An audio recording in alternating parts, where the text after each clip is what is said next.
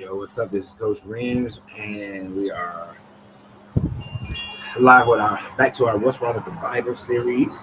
I'm hoping to make this work on this small table out here.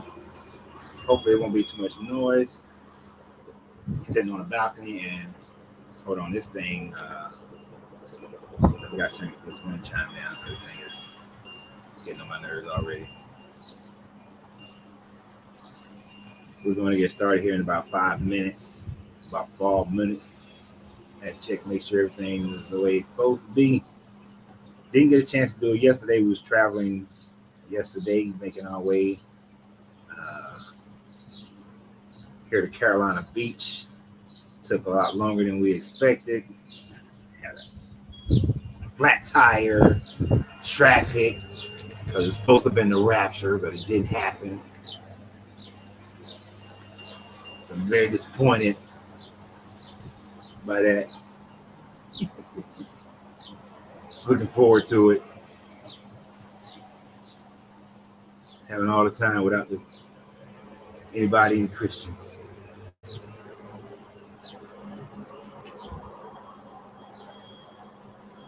When you come on, let me know who you are, where you are. Who you are, where you are. What up, Mahindra? How you doing, my guy? Getting everything situated. We look on Facebook, YouTube, and TikTok. Now I'm gonna need I need everybody to like the channel, follow the channel, subscribe to the channel. Especially over on TikTok. I'm gonna need y'all to hit that like button a lot.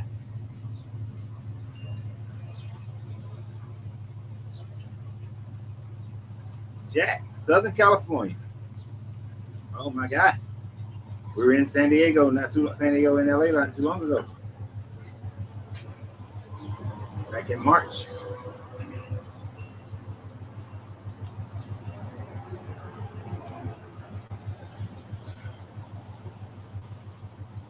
Trying to get everything situated here.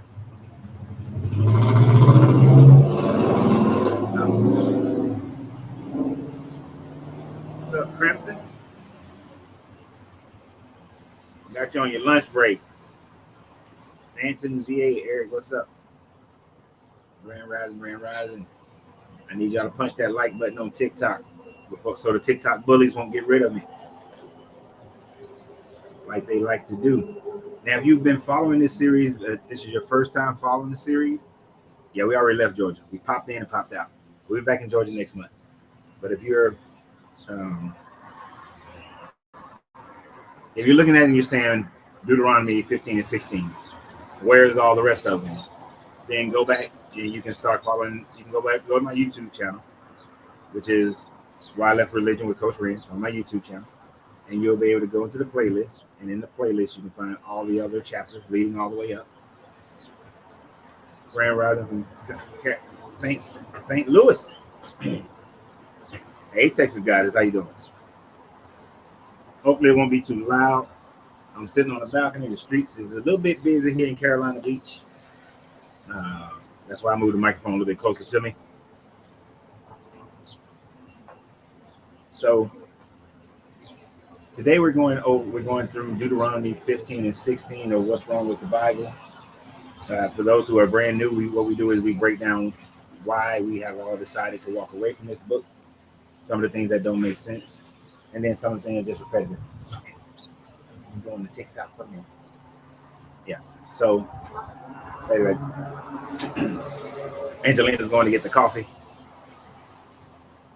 Greetings, Chloe, Khalifa. So we're about to get started.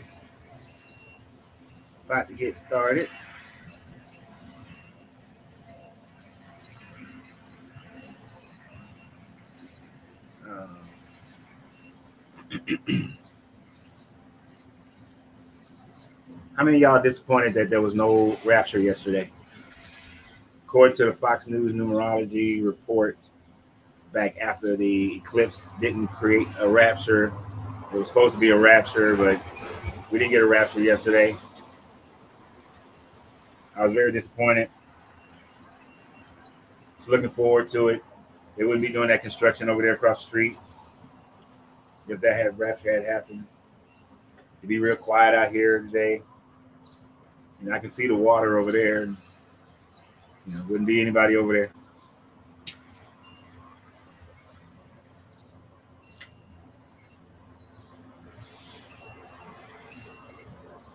I am going to watch Satan's Guidebook today, Crimson.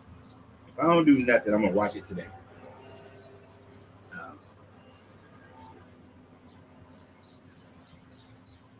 If you're on TikTok, you won't be able to see the comments that people are making on Facebook and YouTube. We're streaming on StreamYard, but I do see your comments if you make them. And that's why I try to read out the comments that I'm going to talk about. Grand Rising Dreddy.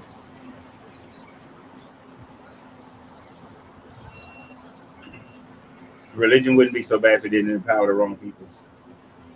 Religion would still be bad. Because you're still forcing them, religion would still be bad because of the nature of religion, some of the negative things about it.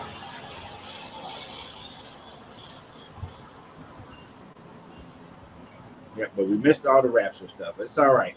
It's all right. So today we're going to continue. It's been over 5 minutes, so let's get started.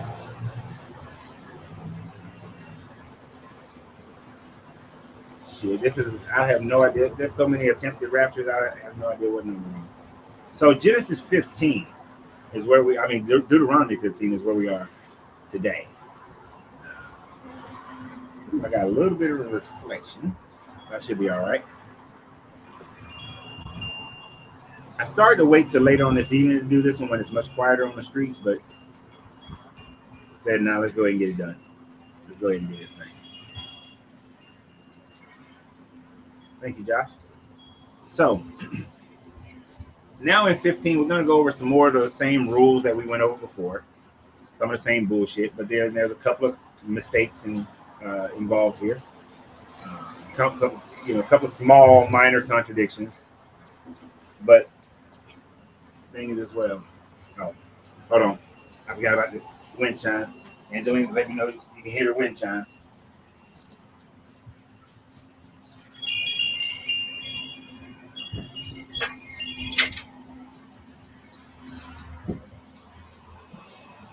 It's noisy enough. I don't need the damn wind chime. I don't even know why people like wind chimes. I can't stand them personally. All right, so 15 we're going to talk is going to go into the laws, the commands, and how they should act concerning debt and slavery and their holidays in 16.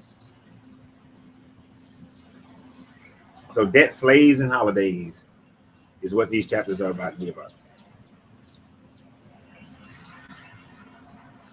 Make the wind chimes part of your live announcements. Nah. No, wind chimes get on my nerves. All right. Sorry, so let's get it. So Deuteronomy 15. At the end of every 7 years, you shall grant a release. And this is the manner of the release. Every creator shall release what he has lent to his neighbor. He shall not exact it of his neighbor, his brothers, because the Lord's release has been proclaimed. Of the foreigners, you may exact it, but whatever of yours is with you is with your brother. Whatever is yours is with your brother. Your hand shall be released. Now, isn't that interesting? Every 7 years, people of your own tribe, you're supposed to forgive them of any financial debt. But people who are foreigners to you, outside of your tribe, you don't forgive them of their debt. This is just one small example of playing favorites and the favoritism of this God. Like, you're supposed to be the creator of all people, but yet you got special rules for the people of your own people, which is also an indicator that these people are just writing about a God that they believe in and how their God is supposed to be towards them. Other people, gods can be however they want to be towards other people, but this is how they are supposed to respond to their God. If other religions want to have it where they don't, where they have a 7-year jubilee, then that's fine. But as far as these people, this is how you treat one another. But of course, foreigners, you don't have to treat them the same way. Right? So that's why he's saying that you can keep on charging the foreigner. He said, but there will be no poor among you, for the Lord will bless you in the land which the Lord your God gives you for an inheritance of possessions. If only you will obey the voice of the Lord your God, be careful to do all this commandment, which I command you this day. For the Lord your God will bless you, as he has promised you, and you shall lend to many nations, but you shall not borrow, and you shall rule over many nations, but they shall not rule over you. Ain't that some shit? Now, this is where if you've grown up in a Baptist church or a Protestant church, you've always heard that you will be lenders and not borrowers. This is one of those places that they get this from, that you will be lenders and not borrowers. Well, I'm sorry. This is not talking about the Gentiles. This is not talking about the adopted people into the religion. This is only talking about the Israelites. So when Christians run around talking about, I'm going to be a lender, not a borrower, they full of shit, because you're not following these commands of this Lord, of this God. How can you be following the commands if you're not forgiving those of your tribe every 7 years? Every Jubilee year, you're supposed to forgive all debt of people in your tribe. If you're not doing that, you're not following these commands, so therefore you will be a borrower, not a lender. But then it gets kind of egotistical here and of the people in itself when it's talking about there will be no poor. Now, in older versions of the Bible, it says that there should not be any poor people. But in greater understanding of the language that we have now than they did 200-300 years ago, 500 years ago, it says that there will be no poor people. As long as you keep his commands, there will be no poor people. Because they're supposed to be able to exchange money with each other, but he's also, if you keep all the commands, he's going to bless all this land, right? So, but it also goes in and starts telling you that you will not be ruled over, and you're going to rule all these other nations. At no point in the history of Israel have they ruled a bunch of other nations, many nations. But one thing is for sure, Israel has been ruled by many nations. They've been ruled by the Egyptians, by the Assyrians, by the Akkadians, by the Babylonians, by the Canaanites, by the Greeks, by the Romans. Up until they established the Jewish state, Israel has always been conquered by the British and by the Ottomans and so on and so forth. It has always been a conquered land. And you can't say, oh, well, during the Maccabees' time, that short little period, was that the only time they was acting right? We don't know if the kingdom of David was still a vassal state or not. Most likely it was a vassal state. So this is just a lie. This is wishful thinking. And mind you, this is being written in around 800 and 700 BCE. And that's important for something I'm going to talk about in a few minutes. All right. So, but remember also, it just said there will be no poor among you. But then it changes up. If there is among you a poor man, one of your brethren, in any of your towns within your land, which the Lord your God gives you, you shall not harden your heart or shut your hand against your poor brother. But you shall open your hand to him and lend him sufficient for his needs, whatever it may be. Take heed, lest there be a base thought in your heart, and you say, the seventh year, the year of release is near, and your eye be hostile to your neighbor's brother, to your poor brother, and you give him nothing, and he cry out to the Lord against you, it be sin in you. So basically, I mean, that's a good thing right there. I'm going to give credit to that. Just because it's close to the year of Jubilee Don't be selfish and stingy towards somebody who's poor, somebody who's in need. Go ahead, hook them up anyway, even though you know you're not going to get the return of your money because you got to release that debt in the year of Jubilee. It's one of the few times I'm going to give this guy some props. One of the very few times I'm going to give the writers of this book some props on their thinking as far as taking care of society. But now, you know, the right-wing evangelicals love this book. Doesn't that sound a little socialist, though? You would think they wouldn't want this because that sounds kind of socialist, that you're going to actually literally help out poor people. You shall give to him freely, and your heart shall not be grudging when you give to him. Because for this the Lord your God will bless you in all your works and in all your undertaking. For the Lord will never cease out of the land. Therefore I command you, you shall open wide your hands to your brother, to the needy, to the poor in this land. Now, understand, they're only talking about people in their tribe. They are not talking about people in general. They're not talking about the people, the Canaanites, the Hittites, the Perizzites. They ain't talking about none of those people. They're only talking about how you treat those people that are within your tribe, right? But it would be great if people did act that way, but we know they don't. Now,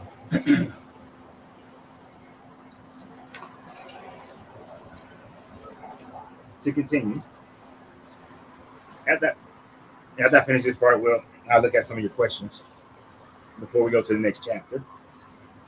Yeah, I know I try to stay within the context. Try to stay within the context of it while we're going through it, though. All right? There is no Satan, so no.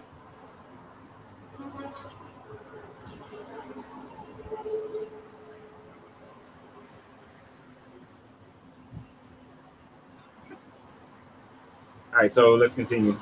If your brother, a Hebrew man or a Hebrew woman, now you notice right off the whip, it said a Hebrew man or Hebrew woman. Not talking about everybody in general. If your brother, a Hebrew man or a Hebrew woman, is sold to you, he shall serve you 6 years, and in the 7th year you shall let him go free from you. And when you let him go free, and when you let him go free from you, you shall not let him go empty-handed. You shall furnish him liberally out of your flock, out of your threshing floor, and out of your winepress. As the Lord your God has blessed you, ye shall give to him. Now, this is one of those things that Christians try to say God did not endorse slavery, that these were servants, but they always fail to tell you or mention it is only talking about Hebrew to Hebrew here. Right? This is how you treat another Hebrew. You shall remember that you were slaves in the land of Egypt, and the Lord your God redeemed you. Therefore, I command you this day. But if he says to you, I will not go out from you, because he loves you and your household, sound like he got Stockholm syndrome, since he fares well with you, when you shall take an awl, then you shall take an awl and thrust it in his ear into the door, and he shall be your bondman forever. So this is always also a slick ass way to make your fellow Israelite a slave. Right, yeah, this is slavery.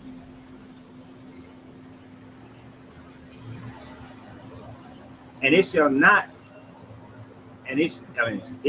seem hard to you when you let him go free from you at half the cost of a hired serpent. He has served you 6 years. So the Lord your God will bless you in all that you do. Understand that part of it. When they try to say having a servant was like having an employee, they're full of shit. Because right there, it just drew a distinction between a hired servant and a slave to which you're not paying. So since you're not paying the slave, it's telling them, don't be the master. Don't be too sad because you're losing a slave. Don't be all upset because you could have been paying somebody full, a whole wage to work for you, and therefore you wouldn't have as much money. But you had a slave for 6 years. And for those 6 years, that slave you didn't have to pay that slave. You just had to provide room and board. So it cost you half the amount. But if that slave want to stay with you, you nail his ass to a door with an awl through his ear. Now it's interesting because in this part it tells you that you have to let the men and the women go. But we saw back in earlier parts of Deuteronomy and Exodus and Leviticus, it said that women are not supposed to be set free in the 7th year as men would be set free. And when you look at it in Leviticus 25, it talks about how women, they're not set free. Then there's another distinction when it talks about if a father sells his daughters to a man, she is not to be set free in the 7th year either. So women don't always get the same one. When you look at this part of Deuteronomy 15:12, you can say women and men are equal. This is the one time. So it contradicts itself because in other times the women is totally opposite. But yes, it's completely ownership. Complete ownership. All right. So that's their deal on slavery for this part of it. And you're just repeating the slave mentality that they had. But the reason why there are changes in the slave mentality because we're changing societies over time as this is being written.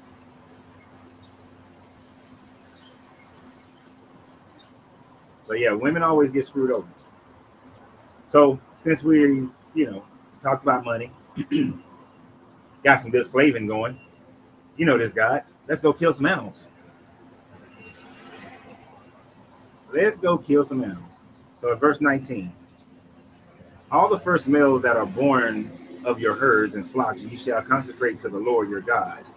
You shall do no work with the firstlings of your herd. So don't put them to work. So don't put a yoke on them. Nor shear the firstling of your flock. Don't shed their fur so that you can make clothes or whatever you're going to use. Y'all, I just saw a chopper 3-wheeler. I ain't seen a chopper 3-wheeler in a long ass time. Sorry. You shall eat it.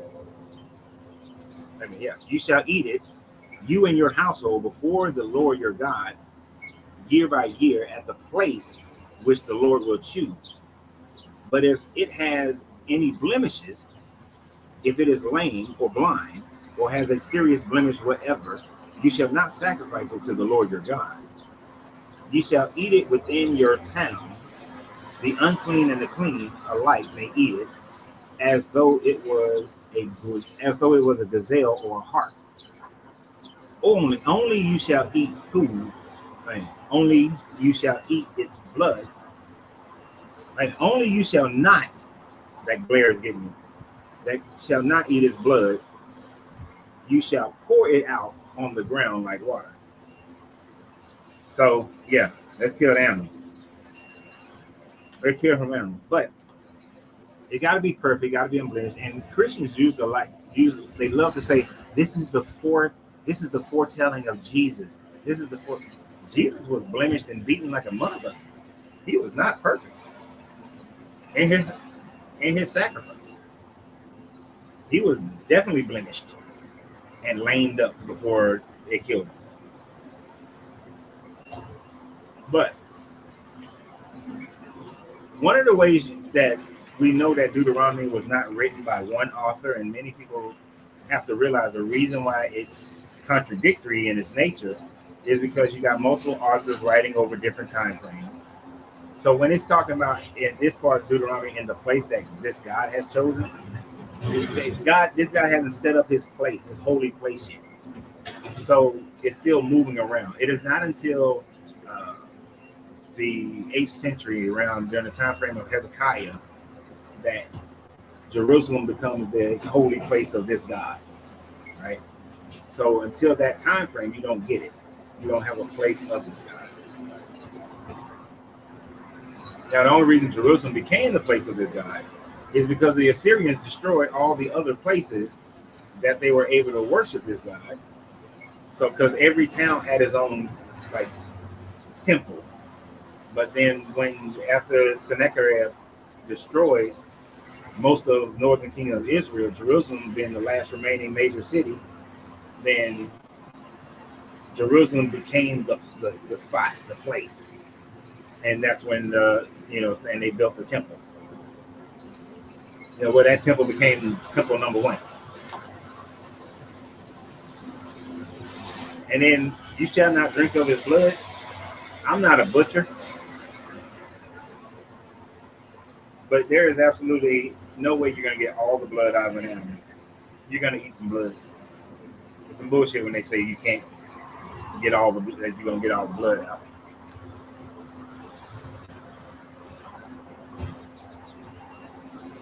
All right. Before we go to 16, let's try to see some of the things that I know I've missed some cut. Now, please, I hope your questions are pertaining to what we've been talking about. Try to scroll back a little bit. Because I didn't see anything when I was scrolling, when I was reading. The whole purpose of slavery.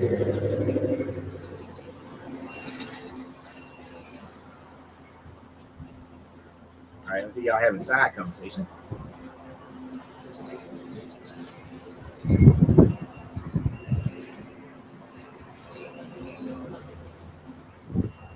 Definitely sounds like ownership. Definitely was slavery. Women don't catch a break. Women always get a short end of the stick in this book.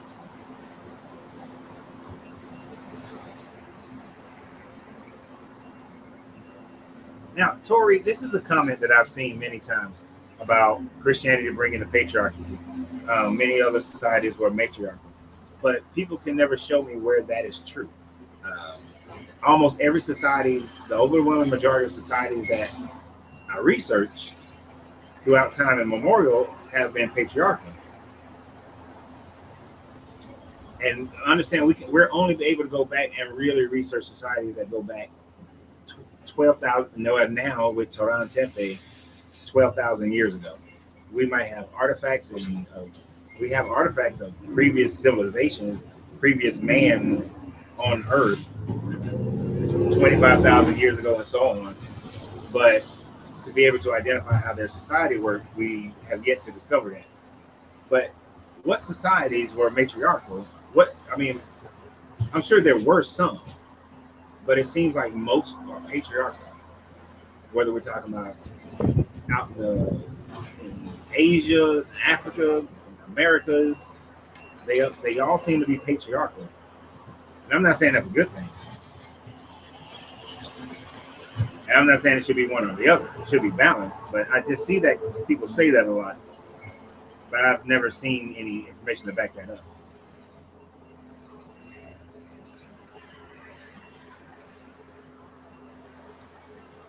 You don't agree, you admit that there was some type of slavery, but then a chattel slavery, like the Atlantic or the Sahara, then you have not fully read Leviticus 25. Leviticus 25 says that of the foreigners who live among you may buy your slaves of the foreigners who live among you and from foreign nations, and you will own them as property, and you can pass them down as an inheritance as property. Chattel slavery is the ownership of people from beginning of life to end of life and passed along as inheritances. The treatment of people is not chattel slavery. It is the ownership from birth to death and passed along as property. That's what chattel slavery means. That's in Leviticus. That's Leviticus 25. So it's not about agreeing. It's about what it says. Yeah, they just killed all the animals.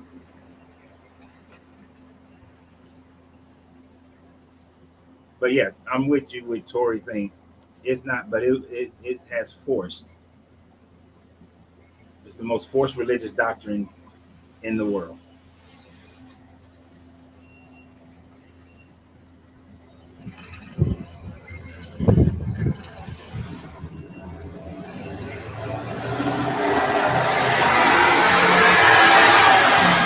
That was loud.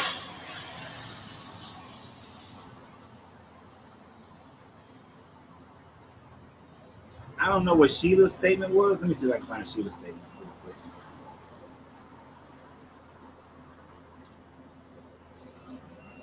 No, and wonder why women didn't get set free. the man wouldn't be able to support the family as a newly free person, so the man would come back and redeem his family as he was able to afford it. But according to this part in Deuteronomy, when you set that man free, you're supposed to give this man all kind of gifts and stuff, just like the Israelite. And this is supposed to mimic how the Israelites were, how this guy took the free will from the Egyptian people and forced them to give the gold and silver and animals and everything to the Israelites when they left out of slavery. So this is the same thing. The master is supposed to give this man a whole bunch of stuff. Plus, on top of that, if the man needs money, another brother Israelite is supposed to loan him money. So he should be able to take care of his family the moment he walks out of slavery. But in this version of the 7 years, both the man and the woman are set free.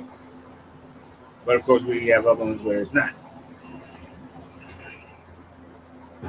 They say it was a perfect sacrifice, but what they say and what it was is not.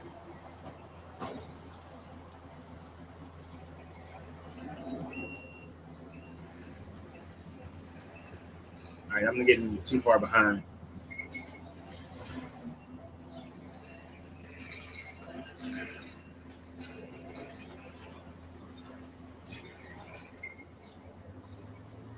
Okay, I see what you're saying. All slavery was ownership, but yes, child slavery. Yeah. Okay, I got you. My bad.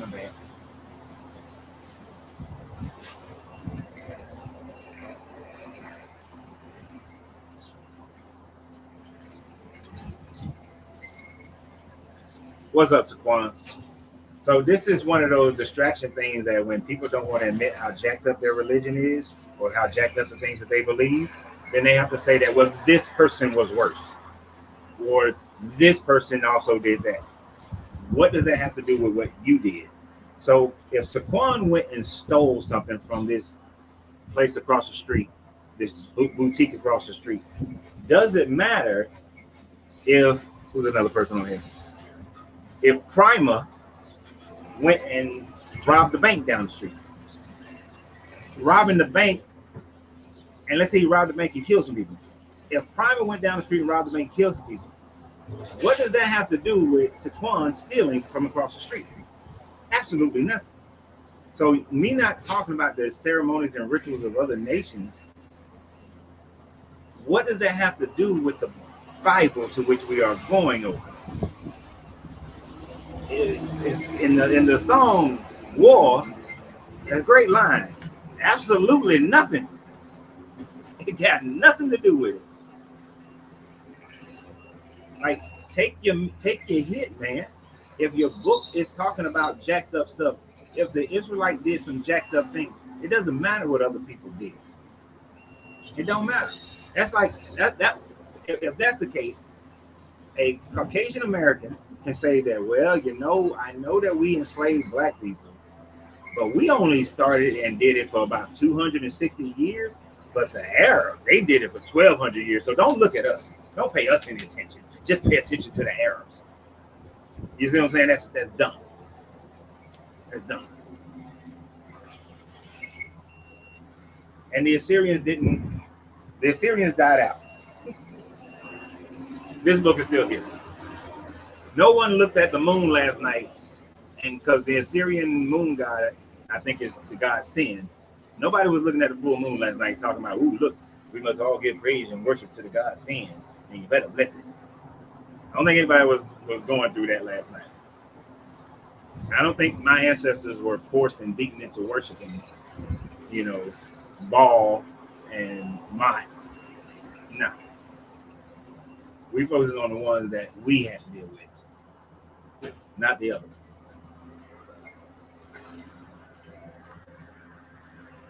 I hope this noise ain't too loud. I know that truck just finished making a bunch of noise. But so we still got chapter 16 to do. Still got chapter 16 to do. All right. But I'm trying to read some of the questions here.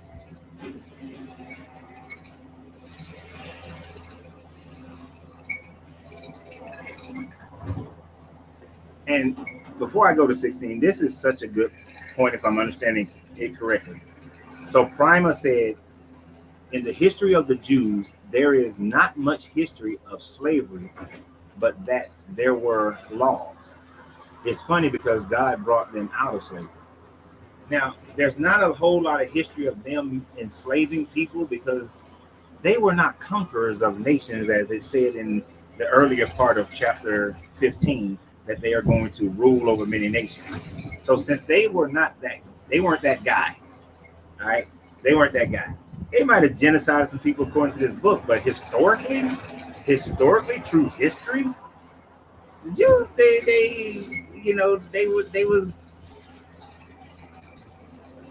they were the Philippines. You know, they was during like major war, World War II. They were Tunisia. They were Egypt. It wasn't really a big factor when it comes to kingdom building throughout the ancient and modern history. But they had the laws. They did own slaves. When the Northern Kingdom of Israel, when they were even as vassal states, they owned slaves, and they treated them as property.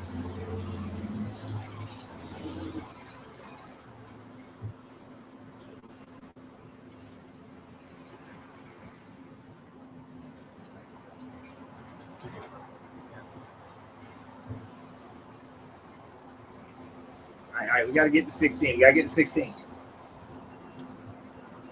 Appreciate that, Lee. Got to get to 16. Got to get to 16. Then we could just be open forum conversation. Let's get through 16. 16 is not that long. I promise you. 16 is not that long. It's on 22 verses. It's boring, but it's on 22 verses. But this is one of those things. 16 is one of those where when people come to me and they say, "Oh, you're Israelite, and I'm a Hebrew Israelite, or I'm a Christian, I'm a Hebrew," all this stuff. Your book, we clearly went over last week where it says that you are to follow all the commandments, all the commands, all the laws, and all the decrees. And a lot of those are to follow these holy holidays. So Christians, Jews, Israelites, all of them are supposed to follow these holidays. And since we talked about debt, we talked about slaves, now we're going to talk about holidays. Just letting that trickle by a little bit. Observe the month of Abib and keep the Passover to the Lord your God. For in the month of Abib, the Lord your God brought you out of Egypt by night. And you shall offer. I'm sorry. That part always cracks me up because it throws me all the way back to, remember, they supposedly crossed the Red Sea, even though I don't believe it's a mistranslation. It's supposed to be the Sea of Reeds, but supposedly they crossed the Red Sea. The shortest distance of the Red Sea is 31 miles. You mean to tell me these people, 2 million people, crossed 31 miles in one night? If you ever look up Volk's March is a 100-mile march in 4 days. Patton and his army with mechanicians went 25 miles a day in 4 days, and they were dog shit tired. You mean to tell me these people crossed the Red Sea in one night?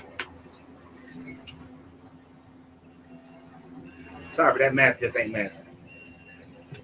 It just ain't math.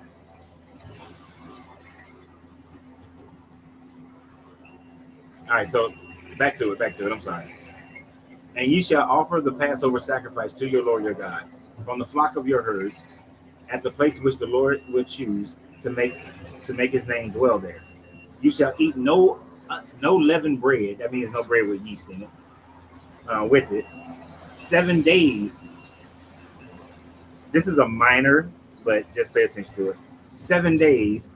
Keep the 7 days in mind. You shall eat it with unleavened bread. The bread is affliction. For you came out of the land of Egypt in a hurried flight.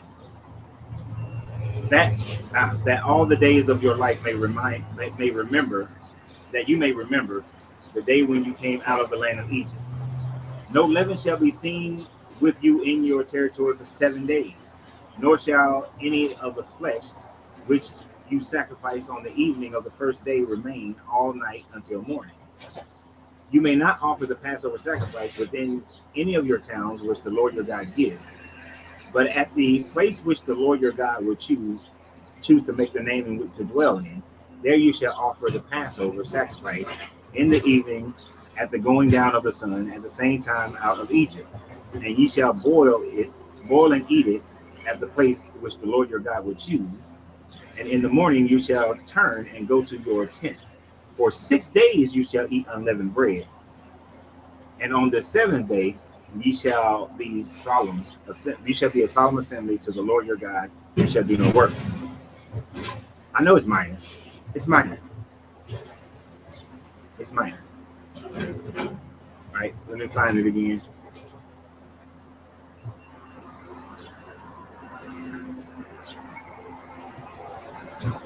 Where was it? God dog it. Okay, so in verse 3, ye shall not eat no leavened bread with it. 7 days ye shall eat it with leavened bread. But in verse 8, for 6 days you shall eat unleavened bread. So which is it? Are you eating unleavened bread for 7 days? Or are you eating unleavened bread for 6 days?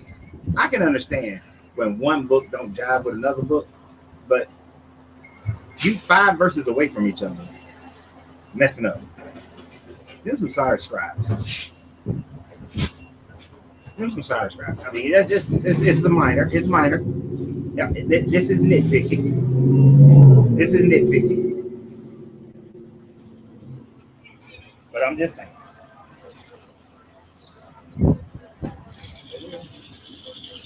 I'm just saying.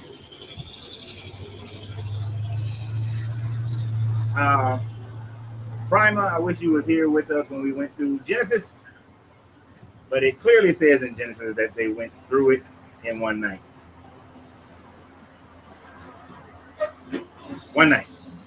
And even in this verse is the reminder when he said, for in the month of Abib, the Lord your God brought you out of Egypt by night. Right? That doesn't mean they went, it was overnight when they crossed the Red Sea. Prime, you're showing me that you haven't read this book. But we are reading it. This is why we're doing it.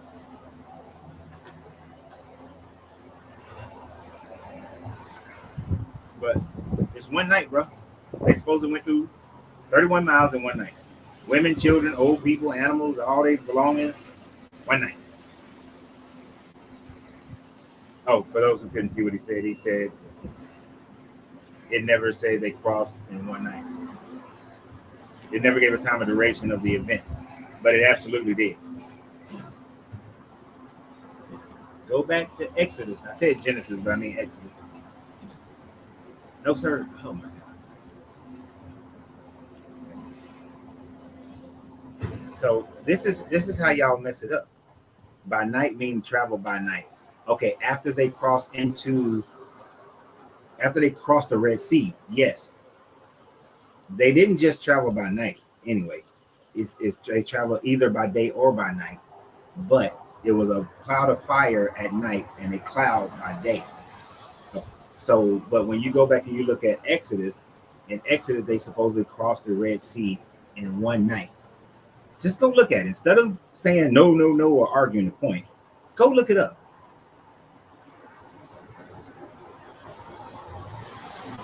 Just go look it up. But yeah, Sea of Reeds, and there is a phenomenon that happens at the Sea of Reeds, David, where a Mediterranean wind comes through, and it's up like in the Delta, the Nile Delta, and it blows away about 6 feet of water, and the water is only 6 feet deep, but it's a whole big sea of reeds, like the plant reeds, and that land becomes muddy and somewhat dry for a matter of time, and it's crossable by foot. Usually you have a canoe during that time frame, but the water is only 6 feet deep. But they still talking about the Red Sea.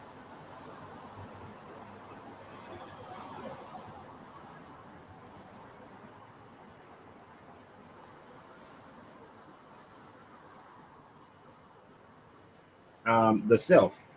You're on the verge of spamming with all the little surahs that you're posting.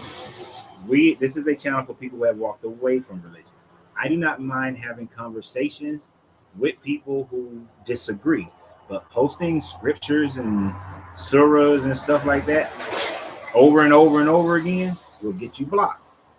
So be a part of the conversation. This is not a conversion. I'm not trying to convert you, so don't come on here and try to convert us. I don't go to whatever channel you're on praising your God, so don't do that. Okay? Out of straight up respect. Stop posting all these servers.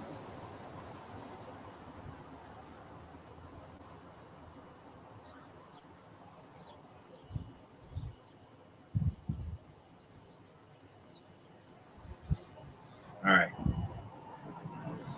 And David, I'm gonna give you one shot. You can't be respectful, your ass can get blocked too.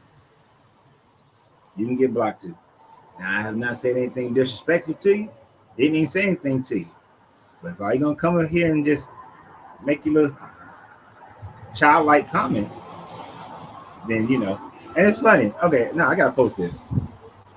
I know y'all can't see it on TikTok. He said, capital STFU, Freemason, you against the truth. Just wait until your breath. Wait until your breath. Wait a minute, what did he say? Just wait until your breath, let's wait until your breathe your last breath. That's exactly what he said. And you're going to speak Jesus' name. It's funny. You're a Christian, and this is how you act. So if you were trying to be a good example of Christians and make us reconsider, do you think what you just posted would make anyone reconsider their stance and be Christian? When you, one, cannot formulate a sentence utilizing correct words, correct sentence structure, because I did not mess up. You said just wait until your breathe, your last breath, and you're going to speak. That's you talking. Oh, you claim you're not a Christian, but you claim I'm gonna speak Jesus' name. You're a Christian if you believe in Jesus. Y'all be running from that bullshit. But if you believe in Jesus, you Christian.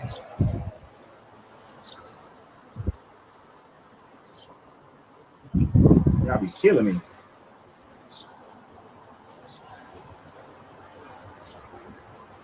This joker, he said, y'all, he's the son of the devil, just like you fool. If you're the son of the devil, why would you think you're gonna be saying Jesus' name when you die?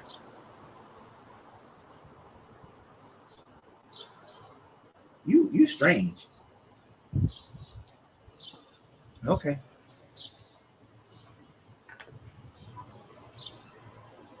Okay, we're gonna move on from foolishness and get back to chapter 16. All right. All right. You should remember you were okay. Da, da, da, da, da, da. All right. Where was I? All right. So now, if you Christian, Muslim, Christian or Jew, and I had an interesting thought because I was thinking about these festivals and keeping these holidays. And my Muslim guy on here, the self validate this for me. Isn't it interesting that when you think about it, Christians believe all they have to do is ask for forgiveness from God through the blood sacrifice of Jesus, and they're saved. That they don't have to follow the commandments and all these sorts of things. Whereas Jews believe they have to follow all these commandments and they have to keep all these holy holidays and all this sort of thing. Muslims, they have to follow all these different commandments and rituals and all these holy holidays. It seems like Jews and Muslims have more in common than Jews and Christians, but yet the Jew and the Christian are friendlier towards each other than the Muslim and the Jew. You would think it would be opposite. You would think the Christian would be against both of them, and those two would be on team. I don't know.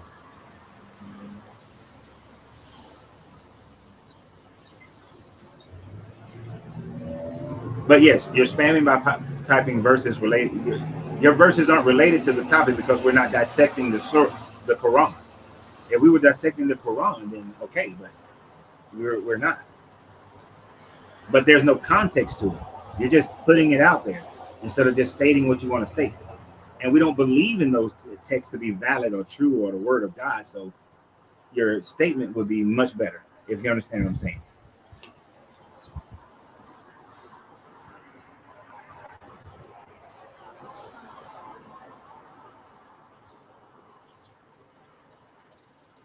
And primer, you're right. I'll tell Christians at all times that they're supposed to follow these commandments even after they are become saved, but they don't want to. And here's some of the things that they would have to follow.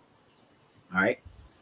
You shall count 7 weeks. Begin to count the 7 weeks from the time you first put the sickle into the sickle to the standing grain. Then you shall keep the feast of weeks to the Lord your God, with the tribute of a free will offering from your hand, which you shall give to the Lord your God, the Lord your God blessing you. And ye shall rejoice before the Lord your God, and your sons and your daughters and your manservants and your maidservants, the Levites who is within your towns, the sojourners, the fatherless, the widows who are among you, at the place which the Lord your God will choose to make a name dwell there. You shall remember that you were slaves in Egypt, and you shall be careful to observe these statutes. So Christians, Jews, and Muslims are all supposed to participate in this festival of weeks, but they don't.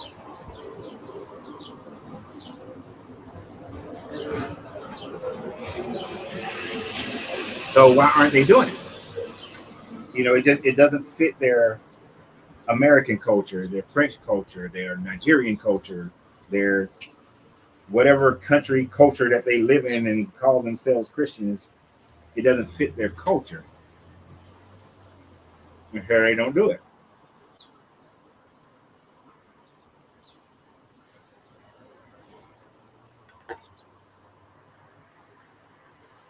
Right.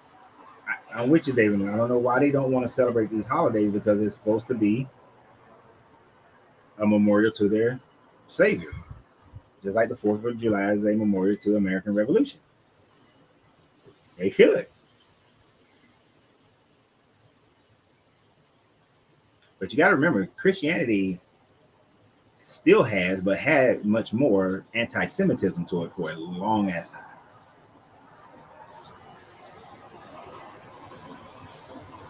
For a very long time, it was very much anti-Semitic.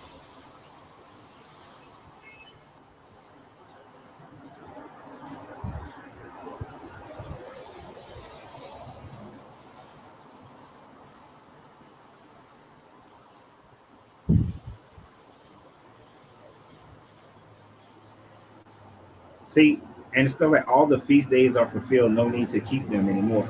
Where is that? That is nowhere written in the book. That is doctrine. That is dogma. Yeah, and to be honest, Jews ain't really care for Christians too much. They really don't.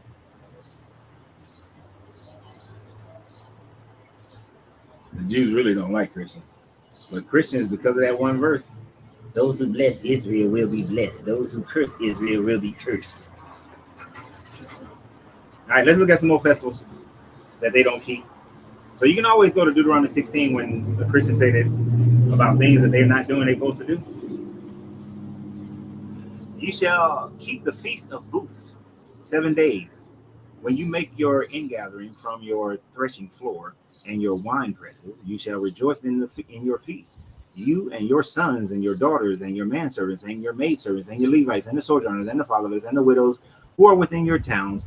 For 7 days you shall keep the feast to the Lord your God at the place to which the Lord is choosing, because the Lord your God will bless you in all your products, all your produce, and in all your work of your hands, so that ye shall be altogether joyful. 3 times a year all your males shall appear before the Lord your God at the place which he will choose, at the feast of unleavened bread, at the feast of weeks, and at the feast of booths. Then they shall not appear before the Lord empty-handed. Every man shall give as he is able, according to the blessings of the Lord your God, which he has given you. Why does this God need stuff? You're supposed to be ethereal. You're not supposed to be like bodily. But then again, you had to be, Abraham had to feed you. feed you and the bros when y'all showed up, wash your feet. But why does God always require stuff? Always requiring stuff.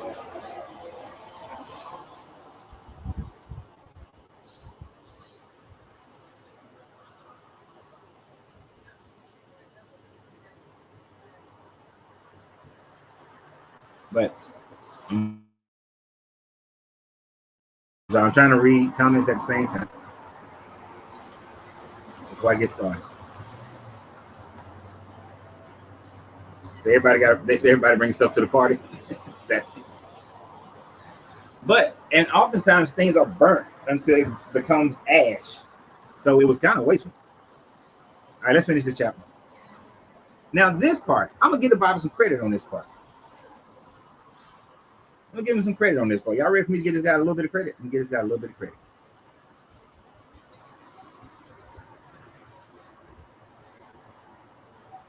And I get t-shirts, merchant, he say my math ain't math. Okay. I'm gonna give him some credit, y'all. This might be a good thing. You shall appoint judges and officers in your towns, which the Lord your God gives you, according to your tribes, and they shall judge the people with righteous judgment. You shall not pervert justice.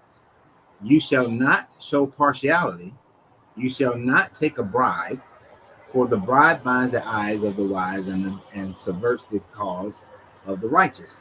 Justice and only justice you shall follow, that you may live and inherit the land to which your Lord God gives you. Now he screwed it up at the end by talking about some land, which is actually a bribe. Hey, if you get good judges and the judges are just, then I'm gonna bribe you with some good land. So he kind of messed it up at the end. But we could use a lot of that it just said. That justice shall not be perverted, that you shouldn't pervert justice. Should no partiality, don't take bribes. That would be a good thing. For all these judges who claim to be Christian or Jew or Muslim, this, instead of the 10 Commandments, should be hanging over their heads. This should be in front of the courthouses instead of them damn 10 Commandments. That should be there. That's one of them few things that the Bible get right. That should be hanging over the courthouses. And just to finish this chapter off with these last two verses, you shall not plant any tree as an Asherah beside the altar of the Lord your God, which you shall make, and you shall not set up a pillar, which the Lord your God hates. Basically, I don't like you worshiping other gods. Don't you worship no other God but me. And I know I used to have a wife named Asherah when I was considered El, and I took over L's spot. But now that I've gotten rid of Asherah, and she is no longer my wife, and Baal is no longer my son, even though before Baal was my brother, and Asherah was my mama. But let's just get rid of the Asherah pole, period. But this is why in ancient Israelite temples, you see there is an Asherah pole. But he is saying that don't set up no more Asherah poles. It's just me now. This is when Hezekiah started moving Judaism into a truer version of monotheism. Before they were henotheistic. Well, before they were polytheistic, then they became henotheistic, where they was henotheistic while they were polytheistic. And this is when he's moving them into becoming actually monotheistic. So we're looking at around 780 BCE at this time frame. But so this is why they quite often the writings that are attributed during that time frame of Hezekiah, Josiah, and Ezra, they talk a lot about the Asherah pole, because just like today, whatever a preacher is dealing with personally is what they talk about a lot. So what they were dealing with was moving the people out of worshiping Asherah into just worshiping El alone, even moving them out of the Yahweh worship into just worshiping El.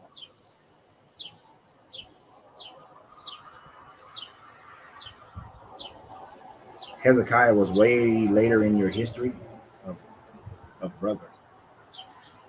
No, Hezekiah was the king. He was running Jerusalem in northern Israel and fought against Sennacherib, the Assyrian, around 722. What are you talking about? What time frame are you thinking about Hezekiah?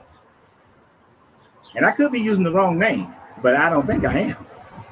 Quite positive. But let me check.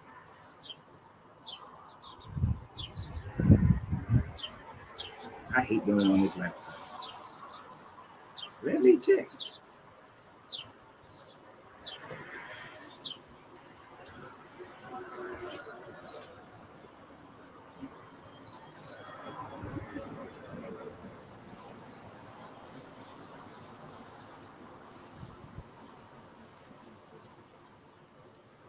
No.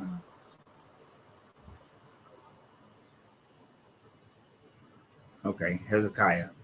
He died in 687 BC. Okay, now yeah. So around 700.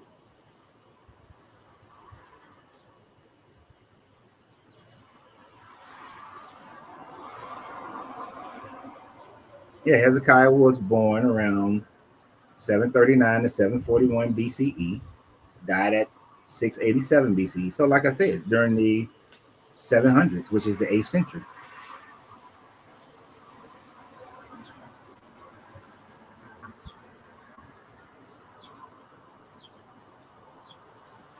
Yeah.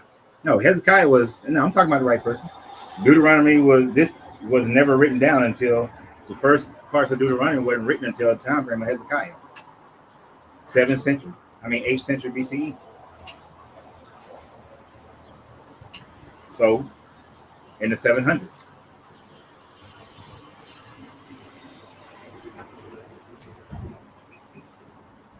All right, so that finishes the chapters for today. We are now open for any conversation whatsoever.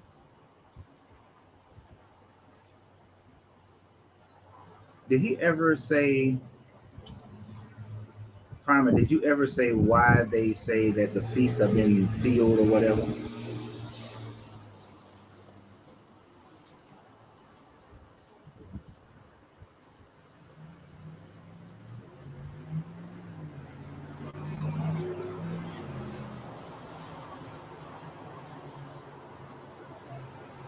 Brick House, we did a live on this last week or a week before. No, I just playing. And I don't know if you saw my message, but do the instant message thing on Facebook to set up a time and date and what you want to talk about, and what your podcast is. But anyway, can we talk about generational curses when it comes to Christianity? My grandmother will not let up. She doesn't want to hear about no other history throughout the world unless it has something to do with the Bible. The Bible is not a history book. That's the first one. So what I talked about on the live, I think it was last Wednesday or the Wednesday before, is the fact that there's no such thing as a generational curse. There are generational habits that have been passed down from person to person, but any of those habits and all of those habits can be broken as soon as a person decides to break those habits. Now, if a person doesn't ever decide to break those habits, then they will claim them to be generational curses. There's not even generational curses in your genetics. You are 25% genetically predisposed to anything that your relatives, your ancestry comes from. But 75% of your physical condition, your health, and so on and so forth, is based on your environment and the environment you create. So there is no generational curse. It is just habits that you have. And the moment that you change your mind and then begin to change your actions, those habits go away. So if you grew up in a family of poverty, poverty is not a generational curse, but it can become a generational habit until you decide to make yourself more marketable to the community, learn how to manage money, then you get out of poverty. Same thing with indebtedness. Same thing with obesity. Same thing with making bad decisions on who you're going to marry. There's no generational curse to it. just people repeating what they've seen and the habits that their families have had.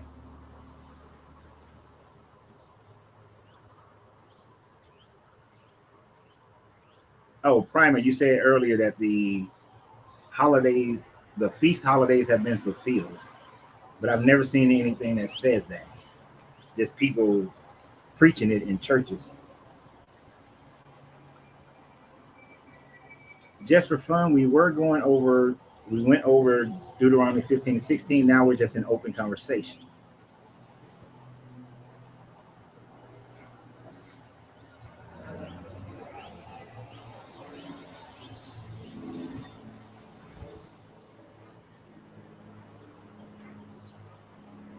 I need you to be a little bit more specific, Nicholas. The difference between Native Americans and American Indians. I need you to be more specific because most people would automatically think there is no difference.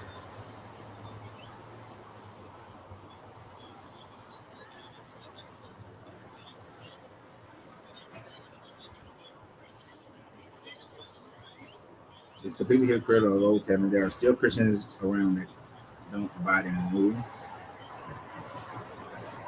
All right, but be more specific. Okay, I need specific stuff, people.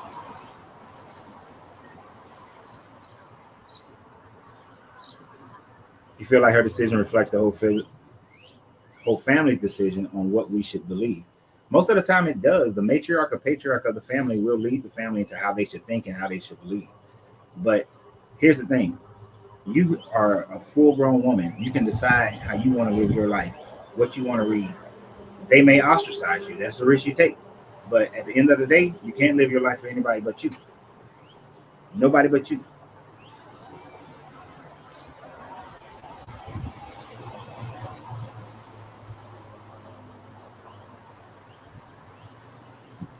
Okay. Her podcast is called Chilling on the Avenue. So she invited me to be on her podcast. So we'll get that set up. I'm giving a guy a call today.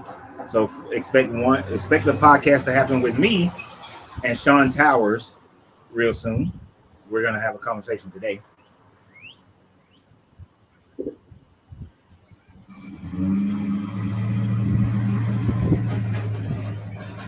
Man, I would love to have a Jubilee year, and I wouldn't even care. I let all every loan that I've ever had, if the banks were forgiving those loans every 7 years, regardless of what the balance was, for all my business loans that have been forgiven every 7 years, yes, I would love. I would love that.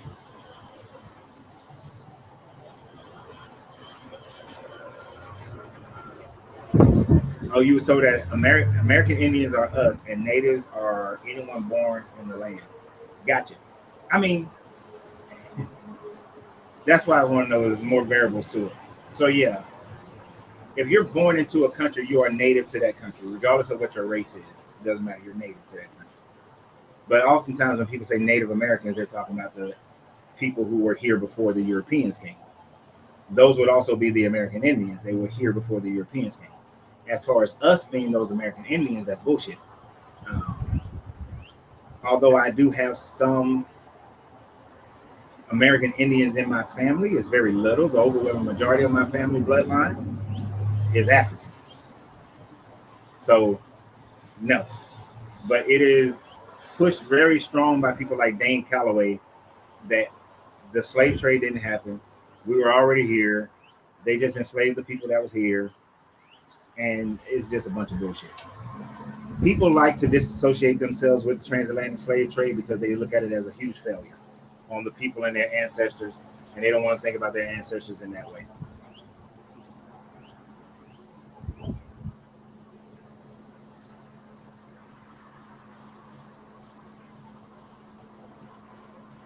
All right. Let's see, what was that coming in?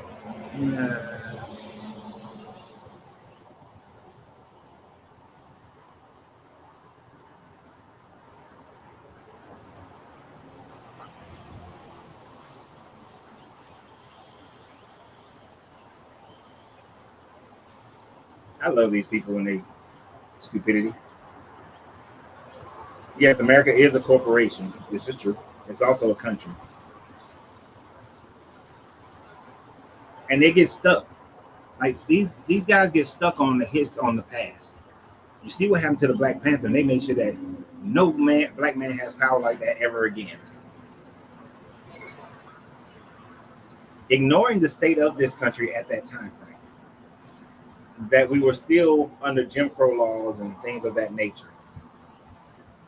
So there are black people in the world today, in this country today, who have more power than the Black Panther Party. Are all of them using it in such manner? No. But there are those out there who have just as much power as the Black Panther. And I know his response is going to be like, well, but the white man is controlling them. And then, of course, blame it on the Masons. Every ill that you have in your life is because of the Masons. It ain't got nothing to do with you not doing shit for yourself. Just blame it on the Masons. Oh, the world is in shambles because of the Masons. Oh. Well, go do something about it. Instead of whining like a little girl, and no disrespect to the women, but to say that to a man has a little different hit to it. But stop whining. These jokers kill y'all. Conspiracy people kill me with the whole the Masons are killing. They're ruling the world. The Illuminatis and the 13 families and that. They ain't got nothing to do with how much money I make. I make the money that I make because of what I do. I live where I live because of where I choose. And all this whining. Oh, you're the Masons. Oh, sound weak. Always trying to blame somebody else. Go do some shit. Get off your ass. Go build your own community. Ain't nobody stopping you from starting a school in your community. Nobody stopping you from starting a food bank in your community. Nobody stopping you from starting a tech school in your community. Nobody stopping you from teaching people how to buy houses. Nobody stopping you from teaching people how to buy tax lien properties. Nobody's stopping you from helping people who look just like you build a life that will have enough money that they have economic power, which then gives them power in this country. Nobody's stopping you from doing it, but you sit up here and whine about it. Like, stop whining. Good gracious. Always come out here, the Masons, the Illuminati, the 13 families, the Bilderbergs.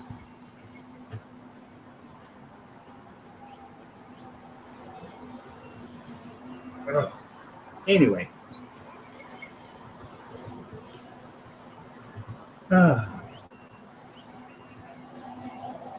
Get off my soapbox.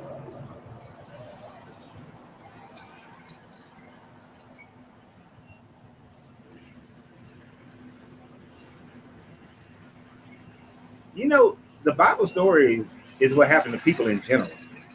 Like, they took that shit to the Asians. They took that shit everywhere. But to say it's what happened to black people would be to categorize all black people as one people during that time frame. It is what happened to the people of color in the Levant. But my ancestors in West Africa never believed in the Bible ever until they became slaves in America. They never heard of this Bible. They weren't part of this Bible. They weren't part of any aspect of this Bible until they came as slaves into the Americas. So you can't do a big covering over that.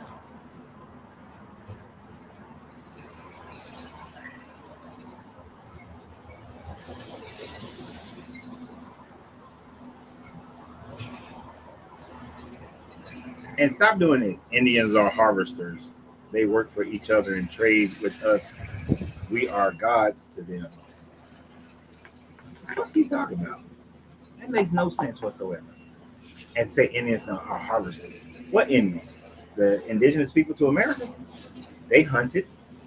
They also went to war against each other, with other tribes. They're no different. Humans are no different around the world. They all subjugate. They all hunt. They all go to war. They all love. They all do the same stuff.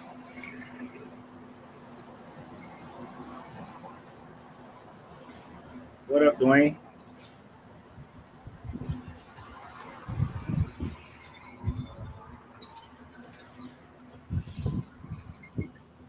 Look, man, you got to get your time right. Me and this guy, because I will mess up your name until I hear you say it. We can do the video interview. We just got to get the times right. You in South Africa, I'm in America. We got to get the times right. So hit me up with a time, but don't tell me like, oh, I want to interview you tomorrow. You got to give me like a week, but don't put it a month later either, because yeah.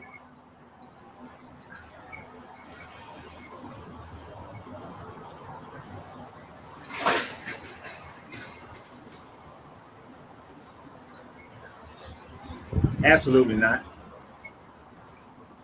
No. Every generation has their big corporation or scientific facility or some secret society that's creating the phenomenon that's happening on the planet and all that sort of thing. CERN is one of those for the current generations of they're doing, or they're opening up portals and all this sort of thing. No, and people make these statements with no proof, and then you got people out there like Joe Rogan who pushes it, but nobody has any proof of that. Now, the day that CERN figures out how to control the energy fully for nuclear fission, and if ever the world lets them put that information out there so that we can have cleaner energy, then everybody be like, then 100 years from now, oh, we have this new, we're able to have all this free energy and do all this stuff because of these experiments they ran, and nobody would put them in that same category again. But because people don't know, people scared. But they keep stuff. Do you ever think they keep their stuff secret because everybody who's ever invented or patented free sources of free energy always seem to die mysteriously, or their patents are taken from them by the U.S. government? This is why Tesla, Elon Musk, when he developed Tesla, he put all that information free on the internet and didn't patent anything, because they always, the big corporations of oil don't want us changing our energy sources.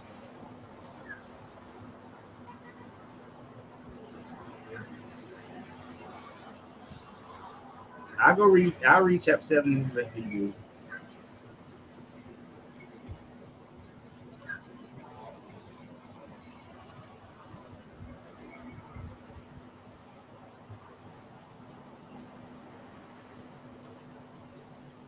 And we do that. And this is why I have some native blood in native ancestry, is because the Creek Indians owned my grandmother's family. They were owned by Creek Indians. My grandmother on my mother's side were owned by Creek Indians. They weren't just Creek Indians running around free. No, they were bought as slaves from the Europeans, and they served as slaves under the Creek Indians. And it is actually, even though we have Juneteenth coming up, it was much later, when Juneteenth happened, there were still native tribes like in Oklahoma that still had slaves and had to be forced to release their slaves. So I give them no high credence at all.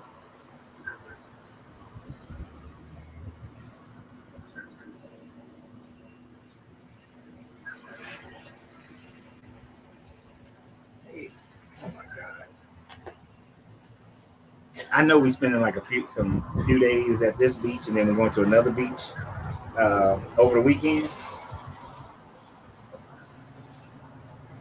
But somebody went and got them a beach hat. This is for you, eh? This is not for me. Hold on, let me see.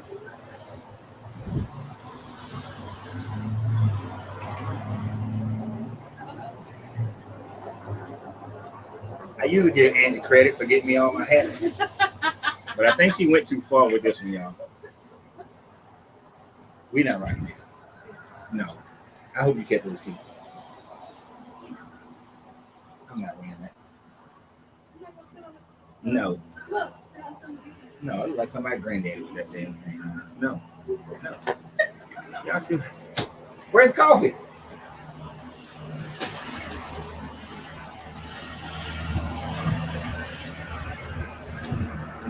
Anyway, back to the live. She was just supposed to get coffee, but she came back.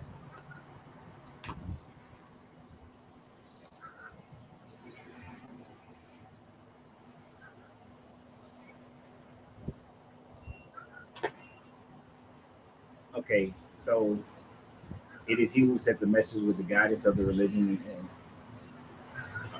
don't really when I look at scriptures or whatever, I need to see like the whole thing, but don't post the whole thing because I ain't reading all that. But what are you trying to say by this? That your God sent his message with the guidance and the religion of truth in order to make it prevail over every religion? Why hasn't your religion prevailed over every religion? The only reason that Islam will become the largest religion in the world by 2050 is because the birth rate of Islamic people is almost twice the birth rate of Christians. But just because people are born into it, that is not your religion prevailing over people. In order for your religion to prevail over people, your religion has to be now convincing to people instead of forcing people. And you cannot convince people with your religion.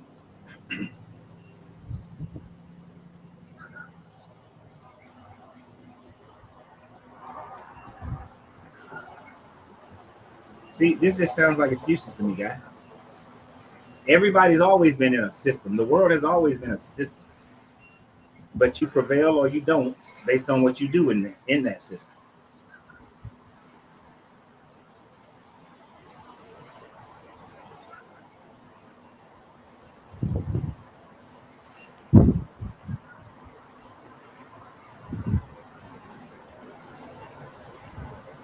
I was told Masons are here to make sure no one gets too far into anyone's indoctrination. If you are true to Masonry, you wouldn't get caught up into no one's indoctrination. You wouldn't. You would, the main thing, you would always seek to make yourself a better person. You would always be seeking to be a upstanding member of your community and build your community. You would also only associate with people of like-mindedness who are trying to do something. And you would always be exploring information because you know that there is no such thing as knowing all things. As much as you know, as much as you don't know.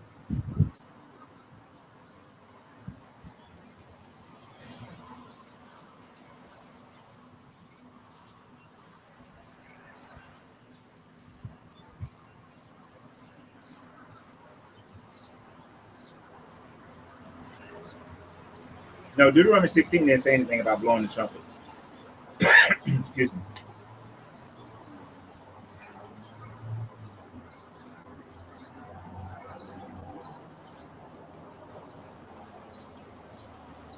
Exactly. What are you waiting for? Just blaming other people for you just simply being lazy. Exactly. Is that pronounced Nia or Naya? I'm gonna say Nia, unless you're correct.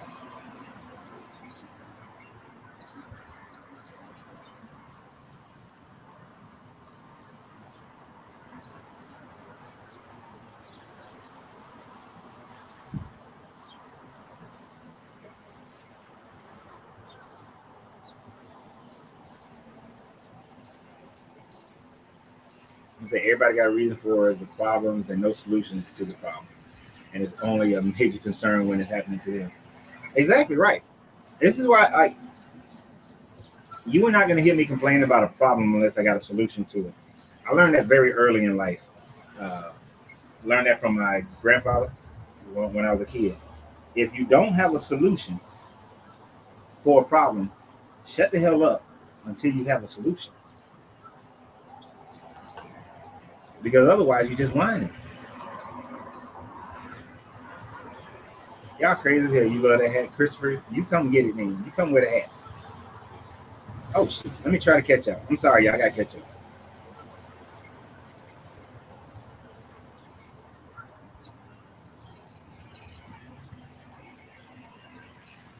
That hat was crazy.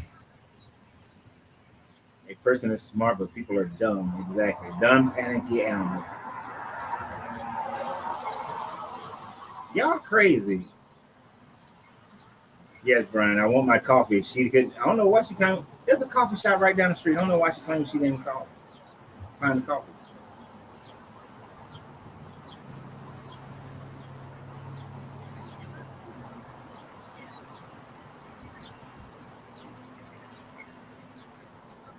Yeah, and a lot of people don't realize this. Just as many there are people leaving Christianity, there are hordes of people leaving Christianity at the same. I mean, Islam at the same time.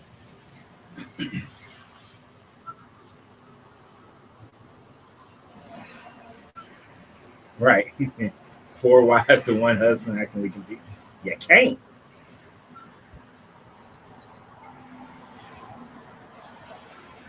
All right, I gotta catch up. I gotta catch up. I hate being that far down.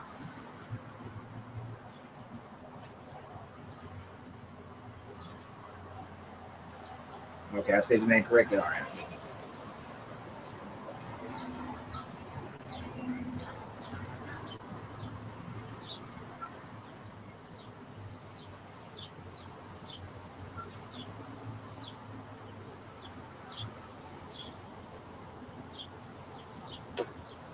So what about the weekly Sabbath? You know, we was talking about this last night. What about the weekly Sabbath? You can have a day off every week. How do they even know what the weekly Sabbath is? It's an arbitrary date. There was no Sunday. There was no Sunday, Monday, Tuesday, Wednesday, Thursday. They didn't have that. I'm saying when Genesis was written, when Genesis. Let me rephrase. If Genesis had happened at the time frame that they say Genesis happened, there's no way Adam and Eve would have known that this is Sunday and the next day is Monday.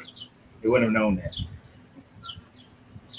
Matter of fact, at that time frame of true history, most civilizations didn't even have a 7 day week. Well, no. But I call it make enough money so that you can retire and every day is your Sabbath.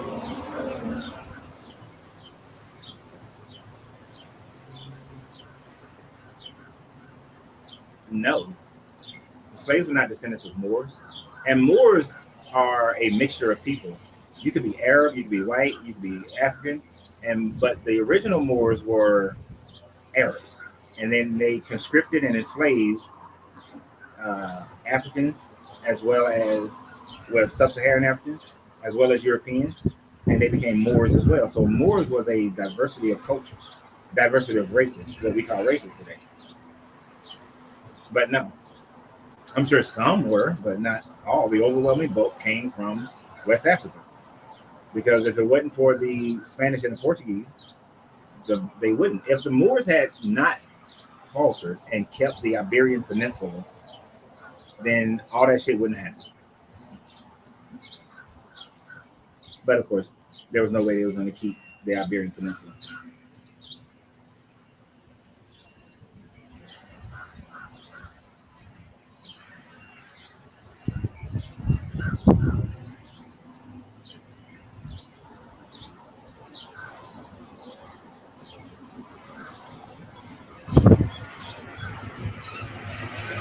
Right. They couldn't have had any day because the sun wasn't created till the fourth day. The sun and the moon. And they thought the moon created its own light. So they didn't even understand that the moon was just reflecting the sunlight. Right. All those feast days are Sabbath, and you have different levels of high holy Sabbaths and all those kind of things. But Christians are supposed to still be participating in those.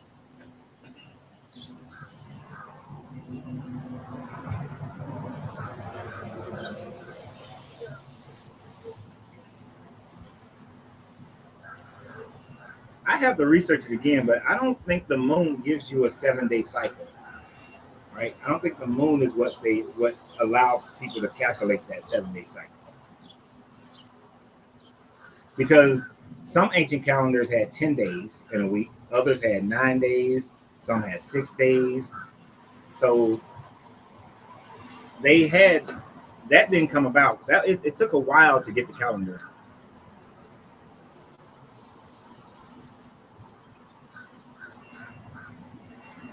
A hybrid created by you.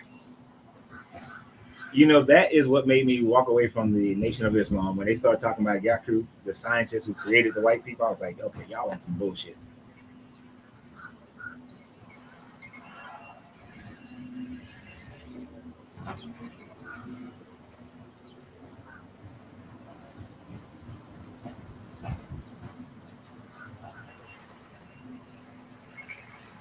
I do think a more accurate calendar would be a 13-month calendar.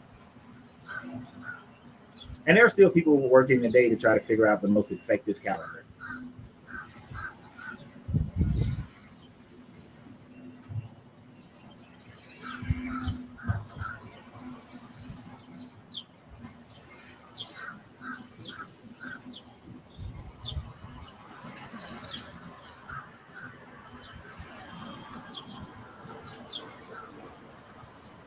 No, day has okay. I understand what you're saying. Day being based on when the sun is up, that is the day. When the sun goes away, that is the night. And that is how some societies viewed a day. From sun up to sundown is a day, right? And then you had the night until sunrise. But then the 24-hour day was about keeping, and the calendar is about trying to keep in line with the seasons.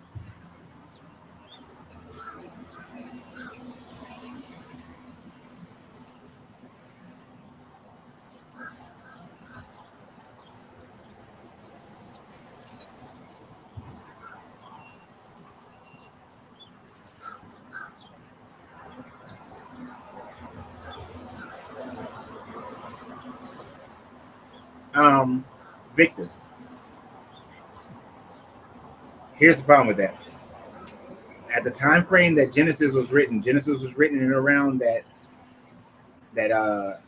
800, 900, 800 BCE time frame in the 700 BCE. They had already, the Assyrians and the Babylonians had already established a 7-day calendar by then. The Egyptians had a 10-day calendar prior to them, but then shifted down to a 7-day calendar. So the Mediterranean area was already moving into a 7-day calendar by then.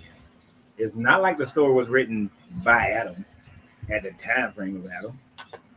So no, you can't count it like that.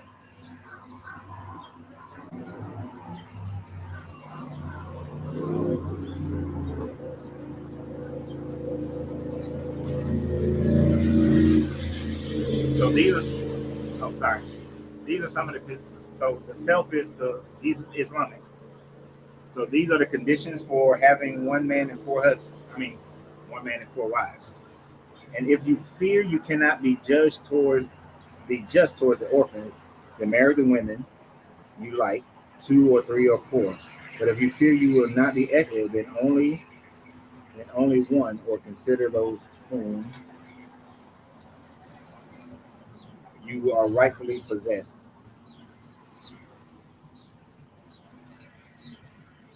Right. So there's a criteria. You can't just go out there marrying 4, 5 women. Even though I don't see anything wrong with polygamy at all. If it works, if everybody's in agreement and they grown, then hey, go for it. Oh my God.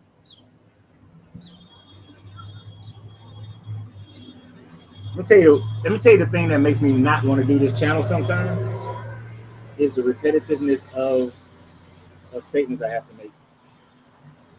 One day is 1,000 years to God.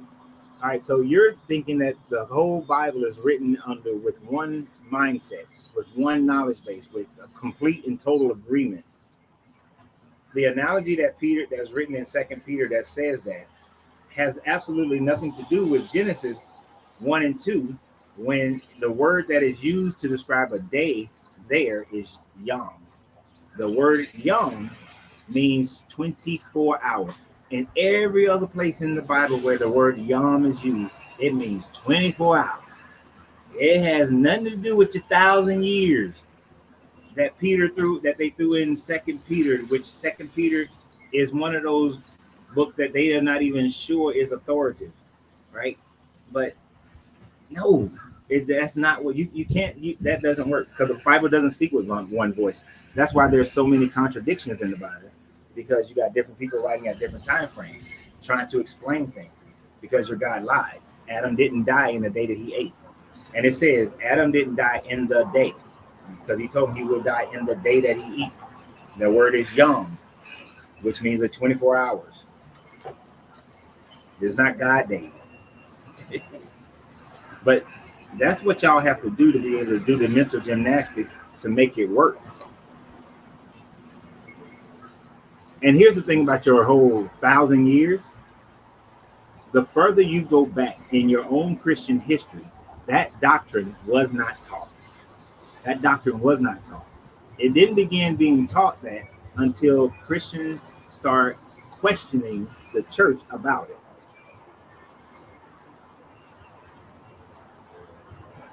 Ooh, I just hit something. Thought it allowed it in the Bible. Polygamy is like having many children. It's responsibility, and you can afford it to do it. Yeah, the Bible allows polygamy, unless you're a pastor or a priest, a pastor or a deacon.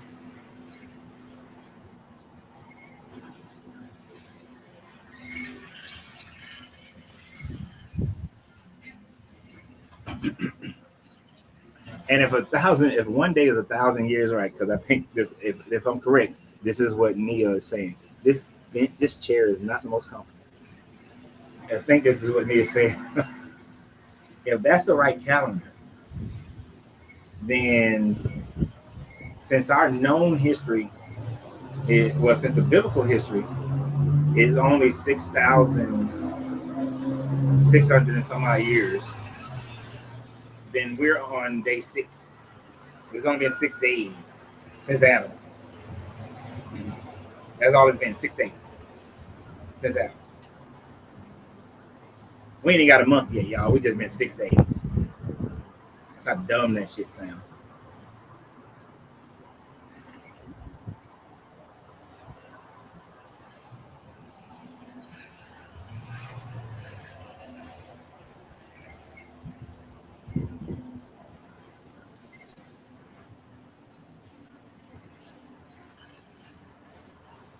What the hell? Y'all be killing me when y'all be trying to make up history. The Cushites, which is East Africa, the Cushites.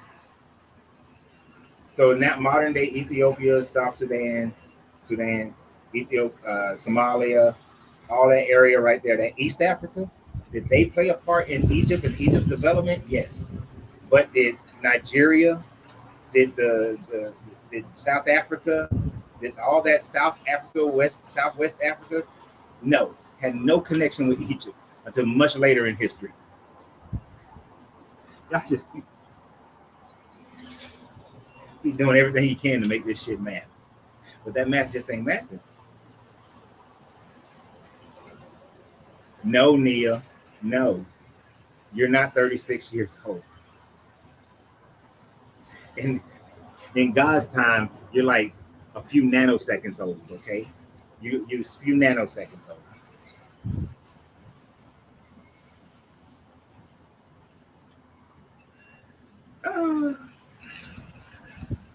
I think if it wasn't for Christianity being enforced on black people, then we would not be Christian.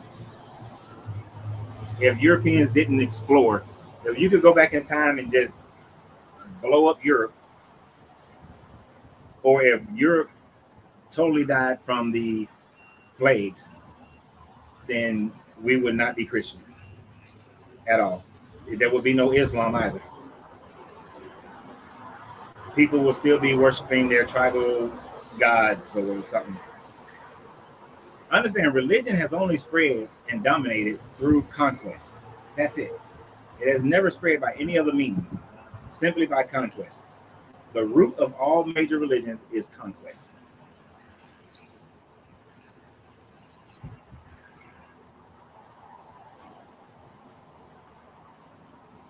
You have zero proof that the timeline of Adam and Eve in Genesis is thousands of years. Absolutely zero proof. And it wouldn't be thousands of years because some of the things that they named had to have happened within hundreds of years or less. So no. Sorry.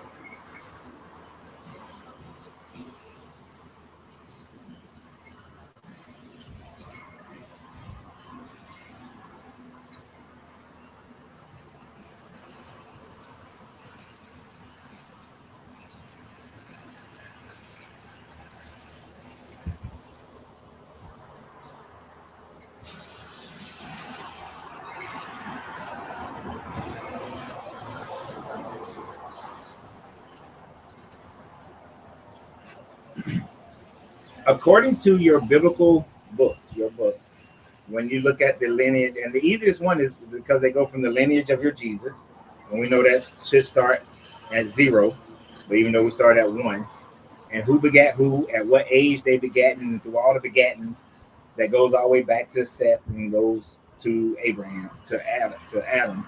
It comes out to 6,638 is when Adam should have been born or created. So that is 4,660 or something is when Adam should have existed because of all the begatting and when somebody begat somebody at what age they begat them. And this is how all biblical timelines are created based on that, which is why biblical timelines don't match up with history as well, because they're claiming kingdoms at time frames when it is known that through archaeology that other people control them.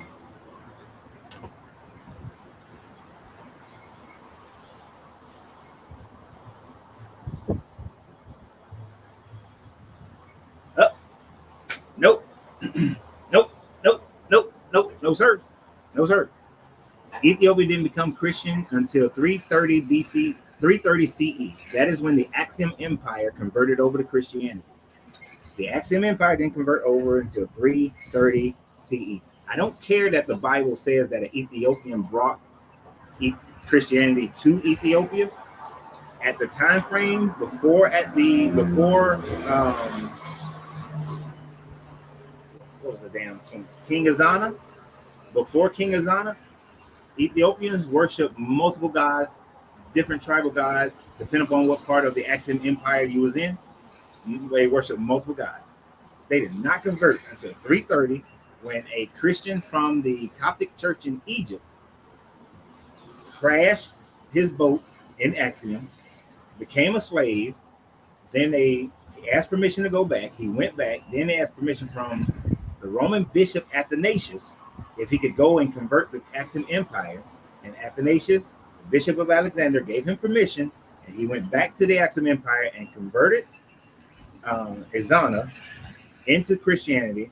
Azana then converted the entire Axiom Empire into Christianity because he recognized that this was on the rise in Rome, and he wanted better trade relations with Rome. So, hell no. Ethiopia was never Christian prior to the Axiom Empire. Could there have been a few Christian sects in Ethiopia? Yes. Could there have been some Jewish sects in Ethiopia? Sure. There's no proof of it.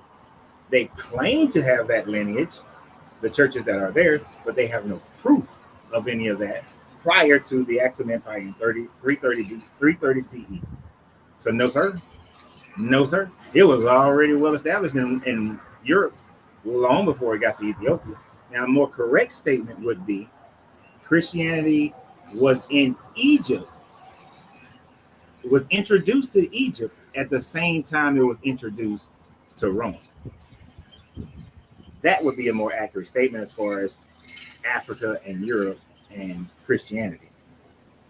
But no. And this means absolutely nothing. They have the oldest Bible.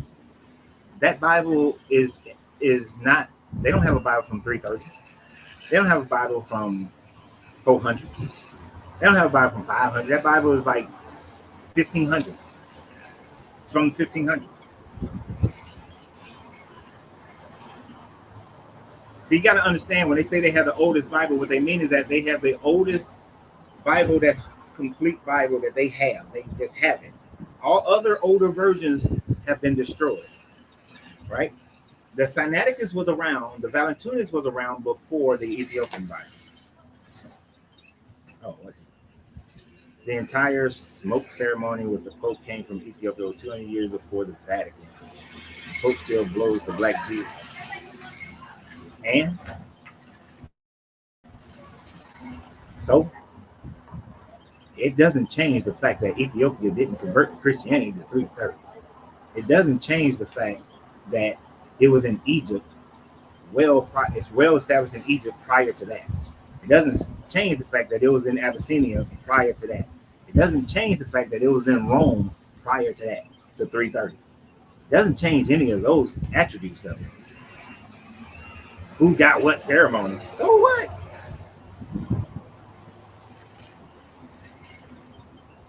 Oh, to my other two Brians, we got another Brian. So we got Brian R.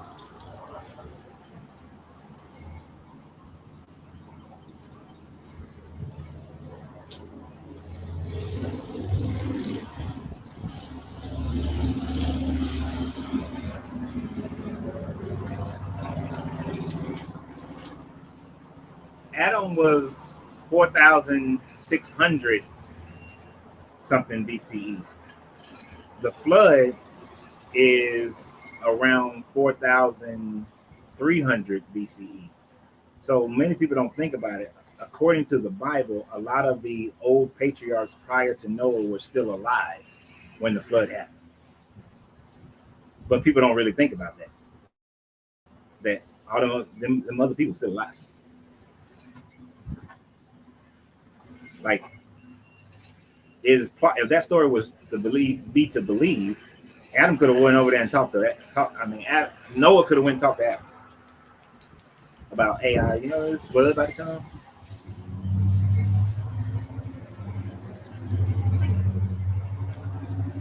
Talk about your life, how you become, and how you became, how you help put black man down, how you help put black man. Is English not your first language? I'm not being mean. I'm asking because I don't want to pick on you. I'm asking. But I'm not even going to acknowledge that. If you think that I'm putting black men down, you obviously, this is your first time on here.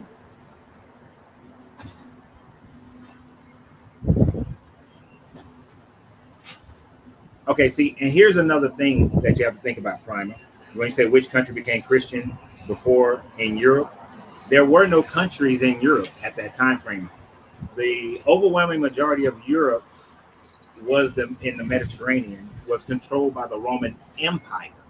So there was no France, Italy, Greece, you know what I'm saying, Spain, all of that.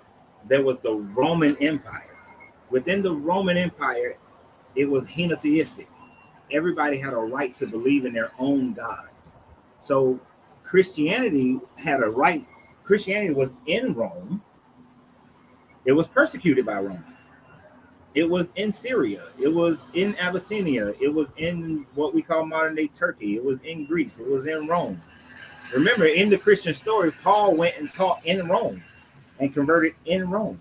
So it was in the Roman Empire prior to it being converted into the religion of the Roman Empire in 381. Ethiopia was a separate country that wasn't controlled by Rome. Egypt was controlled by Rome, but Ethiopia was not. So when the Edict of Milan was written in 318, that legalized Christianity in Rome because Christianity was illegal in Rome from its inception in the first century. So by the time you get to 330, Christianity has spread all throughout the Roman Empire. There were sects of Christians just in different places. There were no countries. So you can't look at it and try to compare it in the same format. Just like I'm saying, there were probably sects of Christians in Ethiopia, but Ethiopia wasn't a Christian country. Now, if you want to go to it like that, then yes, you can say Ethiopia was the first Christian country because Rome didn't convert until about 51 years later. But Christianity was well throughout Rome, and it was controlling Rome before then. Remember, the Council of Nicaea is 325, which is 5 years prior to the Axiom Empire converting over.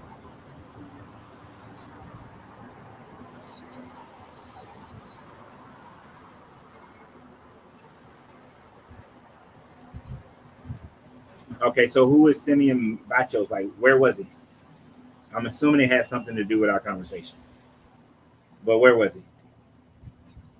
And if you just heard the last little part I just went through, you can't compare the Roman Empire to Ethiopia and say that it was in Africa first. It doesn't work that way. Oh, and No, there is no flood. The flood didn't happen. The flood didn't happen in 4,030, 4,300, 4,200 BCE. The flood that everybody has derived their flood stories from happened around 9 to 12,000 years ago at the end of the Younger Dryas impact on the Ice Age. That's when this worldwide flood. It wasn't a flood where it covered every mountains. It just the sea level rose about 400 feet. Oh shit! I don't feel way behind y'all.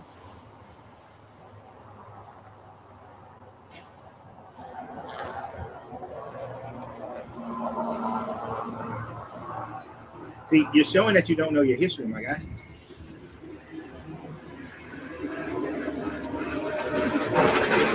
Even if your flood happened in 4,000 BCE, in around the 4,000 BCE time frame, there was already the Egyptian pre-dynastic Egypt existed before, during, and after. Your math ain't math. Your math does not math, and the Bible math don't math either. It doesn't math. And I understand what you're saying. Is that Adam died at 930 years, so there is some issue with that. And maybe I'm thinking about it. Maybe I did the math wrong. Maybe I you know what? I am wrong. Adam, not that it goes back 6,000 years. Adam goes. Okay, I did say that wrong. Not 6,000 years from today. 6,000 years from zero. So I should not have said Adam was 4,600 some odd years. So that was my mistake. Adam would be 6,638 BCE. The flood is 4,400 something. So I did say that. I took the 6,000 years and I started from like today's time instead of from zero, from Jesus' day. So that's my mistake. So let me correct that. So Adam would be 6,637, 38 BCE. And then you get the flood around 4,400, 4,300 BCE. So that gives Adam time to live and die. So my mistake, Adam would not have been able to talk to him. I take all of that part back. But there are some of those people would have been, but not Adam. Like Methuselah and all of them would have been around. So my mistake.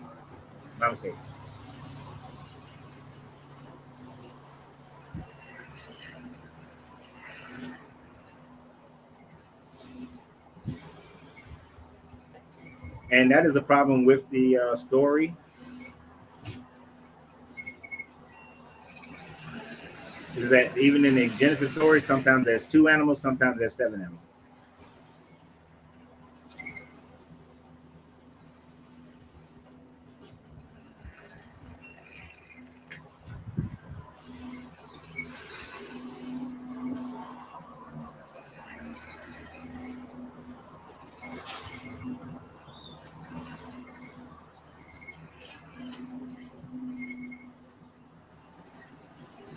Let me catch up. Oh, I got way behind.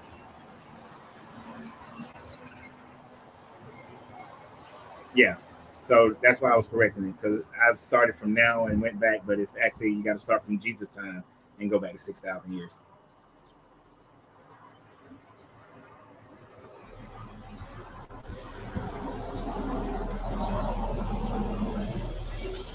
Sorry, my God, there was no flood.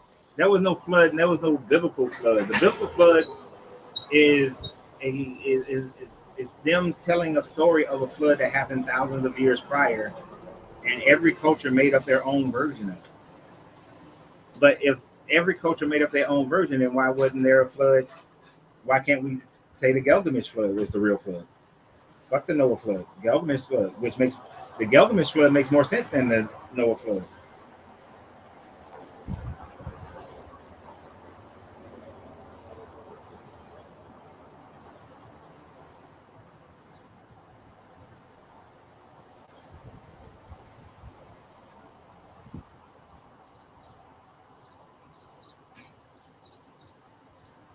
Okay, what you're saying don't make sense to me. The flood was 2300 BC, 23 BC, and Adam was 4,000. No, Adam was 6,000. See, now you got me all confused. But Adam was 6,000 BCE. The flood is supposed to have been 4,000 BCE.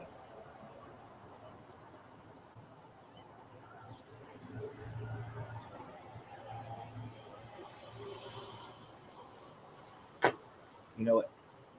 No, I admitted that I made a mistake on when I started counting. But I can easily figure this, get this correct.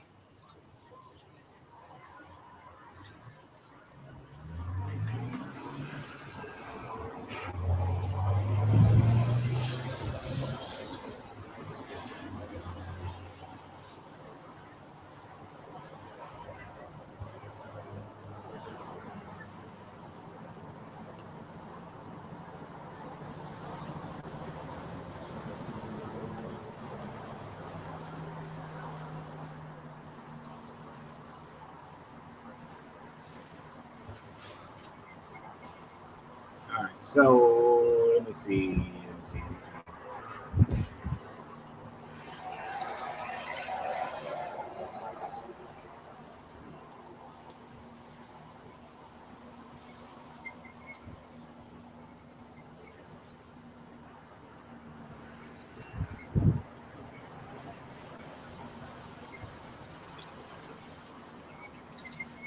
Oh no, I had it right. If what I'm looking at is correct, Adam should have been 4,000 BCE, but Noah wouldn't be until about 24 BCE, 2400 BCE.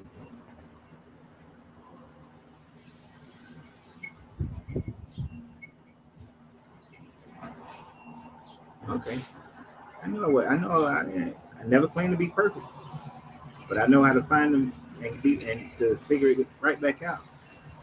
All right, let me go back to y'all because y'all typing. I don't know what y'all typing.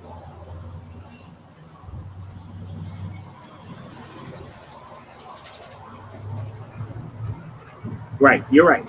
Adam was 4,000 BCE, so I was thinking about it correctly. Adam was 4,000 BCE, but I had Noah too early. Noah was 23, well, around 26, 24 BCE.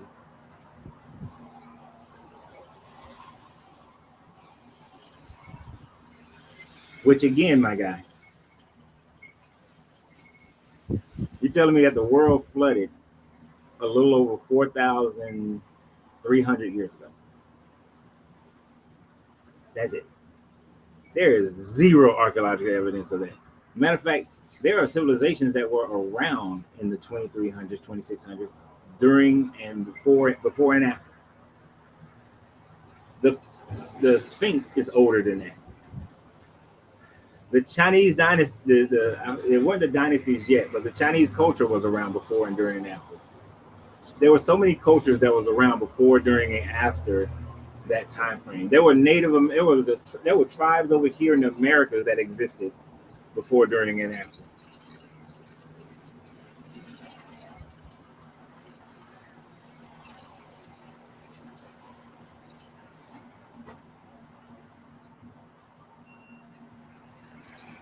This is an interesting one I always find. If there was no flood, why do we find sea creature fossils in deserts and in different sea sediments in the deserts?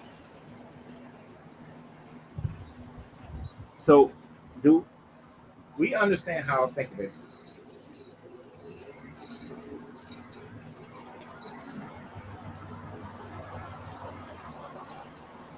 Woo! Good coffee. We have to think about how land is formed. How is the overall majority of land formed, right? Most land is formed out of rising out of the sea. When you go through and you like really look at how the earth has been formed, the land rose out of the sea. So of course you will have fossilized items. Now, not only did the land rise out of the sea, but when volcanoes erupt, you have volcanoes spewing. It has been seen that volcanoes spew rock, ancient fossilized rock as well. tectonic plates meet and they push up from the lower sea. The flood is not an explanation of seeing fossilized sea creatures. But if that was so, could it not have been Gilgamesh's flood that is the true flood? Why does it have to be your Noah flood? Everybody else got a little flood. It could have been anybody else's flood. There is no proof in your deity that makes your flood the right flood, the one that is correct. Baby brought me some coffee.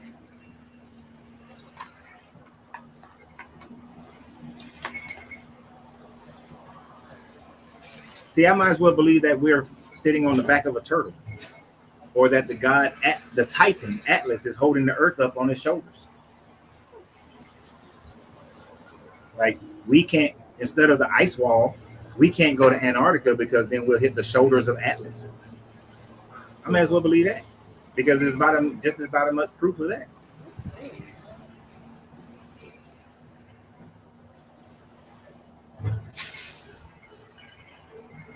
The point is that Adam could count 7 days.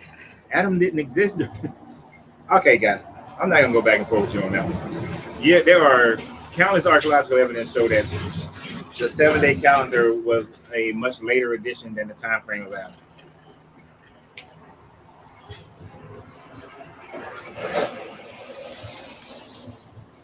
And you're talking about a book that was wasn't written down until that time frame. Until the 800 to 700 BCE up to the 500. So no, sir.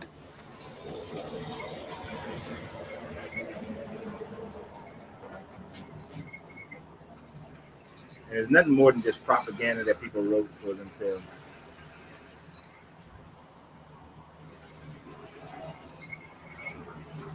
Okay, and the other thing about finding skeletons in the deserts, in the desert, is the deserts weren't always deserts. I forgot about that part. Like the Sahara Desert is said it goes through periods of change of being water, underwater, or being a forest. The climate that we see today is not the climate that was around 12,000 years ago.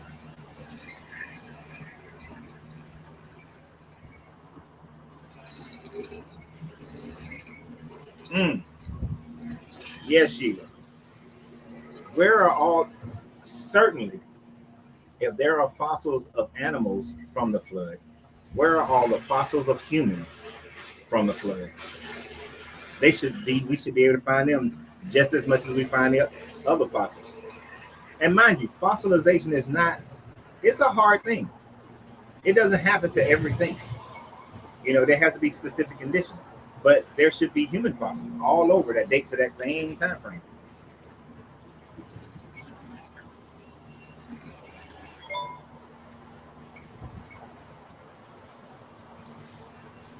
How are Native Americans alive around that time frame? Because the Native Americans do not come from Shem. Only if you believe in this book does Native Americans come from Shem.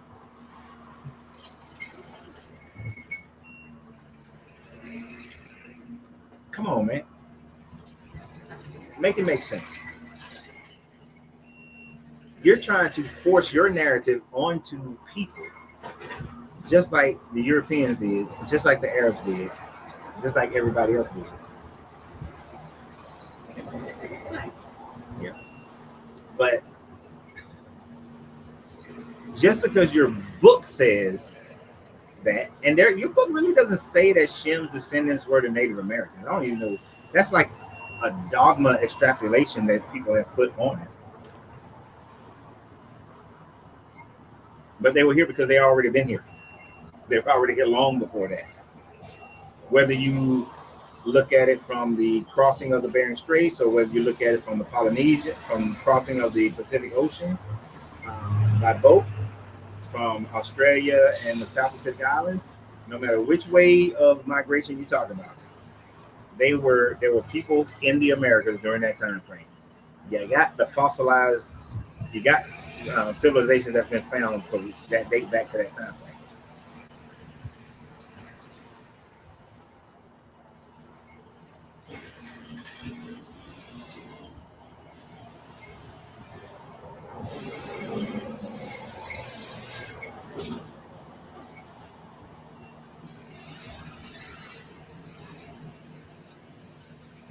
Right. They found fossilized bones of people and footprints and that sort of thing and pottery in the Americas that date back 25,000 years. So Shem ain't got shit to do with it.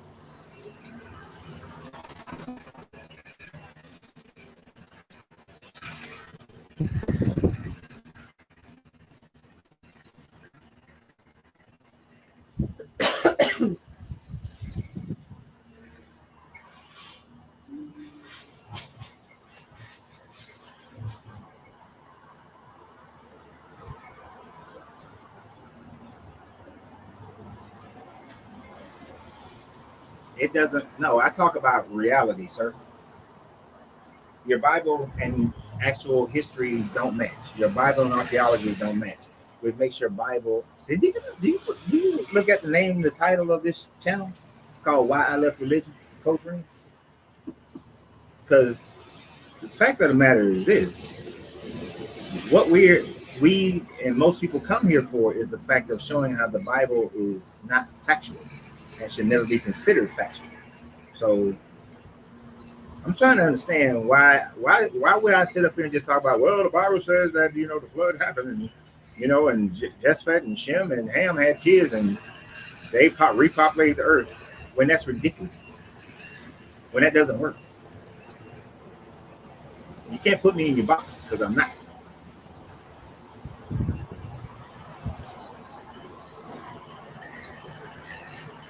Y'all keep typing faster than I can answer, so I have to keep skipping down. Ham was not the father of no Afro-Asiatics.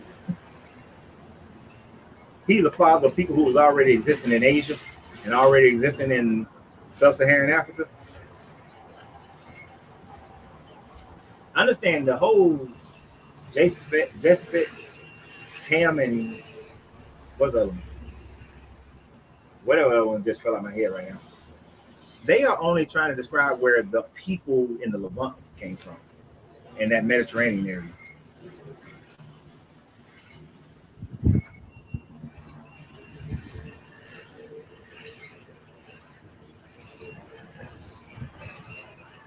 Right, he adopted them. Oh man, it's one of those things that Christians have to do in order to make their Bible fit. They have to make it fit.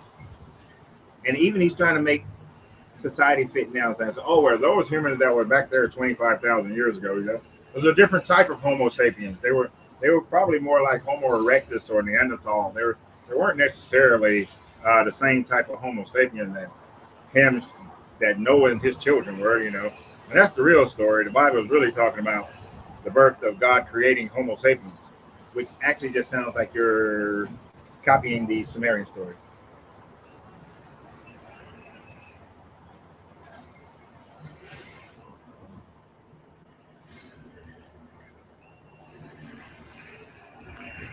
Didn't they declare the book of Ezra?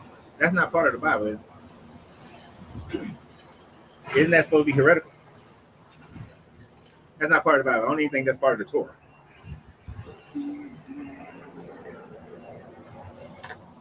But that doesn't explain how they got there. That's what people wrote. That's like saying that, since Homer wrote about mermaids, then mermaids exist.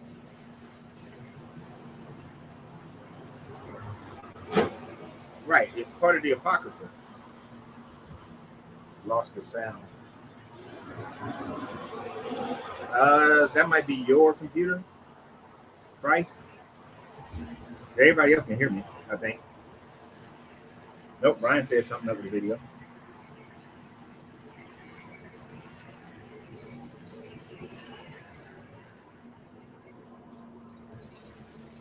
Can y'all hear me? Sound check, mic check, microphone checker, 1, 2 checker. Okay. So, where's my thought? All right. So this is what people who want to and need this book to be real do. And this is why we walk away from it. What they try to do is force true history to fit into their book. The Native Americans came from Edra, and I guess it says something about they sailed away on some ships or some shit like that. because I read that book like 30 years ago, right? So that's where the Native Americans come from. Now let's forget about the fact that the Native American people have their own history, have their own creation stories. You know, they call it Turtle Island. And that's not all of them, only some. To say that they called it Turtle Island is to say that all native tribes in America were the same. No, they were not. A joker here in the Carolinas on the coast would have been calling and had a whole different mindset about divinity and God and all that kind of stuff than a joker in Colorado. The joker over here wouldn't have a mountain god. The joker in Colorado probably got mountain gods. But the joker in Colorado wouldn't have a sea god. The joker here would have a sea god. But here comes the little, Levantian people with their story and trying to tell that ain't where y'all came from. Y'all came from Shem. Who the hell are you to tell these people where they came from?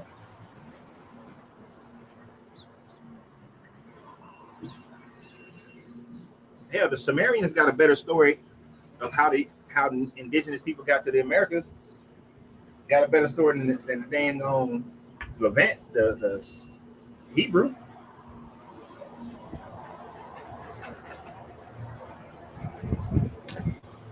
Dude, are you serious?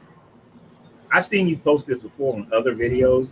So for the TikTok people can't see it. He's saying that the Sumerians and the Canaanites did not have the mental capacity to write and read words the way the Hebrew did. Because they use a form of hieroglyphics called cuneiform, you're saying that they were less developmentally. You know that's the same bullshit that white folks try to use towards black people. To try to separate us by how a person decides to communicate. When they rode up in Africa, they haven't created big boats and guns, and so they're less than mentally deficient compared to us. We're superior.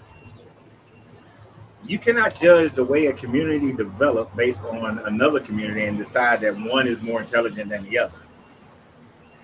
That is ethnocentrism and racism and tribalism, all the isms. And anything is arrogant as hell. If it wasn't, let me give you a little clue, my guy. The Sumerian language in form of writing migrated into the Akkadian, and the Akkadian became a Semitic language. It's one of the earliest Semitic languages. The Akkadian language became the Assyrian language, and then became the Canaanite, and then became the Hebrew language. There's no such thing as a Hebrew until around 1200 BCE. 1400 BCE. No, 1200 BCE with the Merneptah stele. So Hebrew wasn't even a language until around 1200 BCE. Now, if the Sumerians started writing their cuneiform and the Akkadians and so on and so forth happened 2,000-3,000 years prior to the Hebrew ever even being a tribe, does it not stand to reason that those Hebrews would have stood on the shoulders of these Sumerians, Akkadians, and Canaanites, Assyrians, and Canaanites to create their version in their language? Much in the same way that the British royalty prior to King Henry VIII, they spoke French and had a more French culture, and English was like poor people language. But then as they began to separate with Henry, they developed the royalty into English, and then it stood up and they made it more proper English. And then, of course, Americans stand on the backs of that, and we have American English. So so things develop over time, one standing on the other, just like in science and every damn thing else. But to sit here and say that, the Hebrew language was so blah, blah, blah, that's bullshit. Because guess who had a language that was already more in detail and depth before the damn Hebrews? The Indus Valley, the Indus people.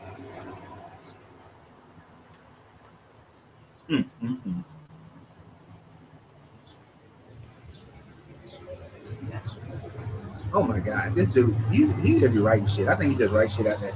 Arcadians, Sumerians are Arcadians never saw themselves as Sumerian. When did I say that? Did I say that Arcadians saw themselves as Sumerians? Huh?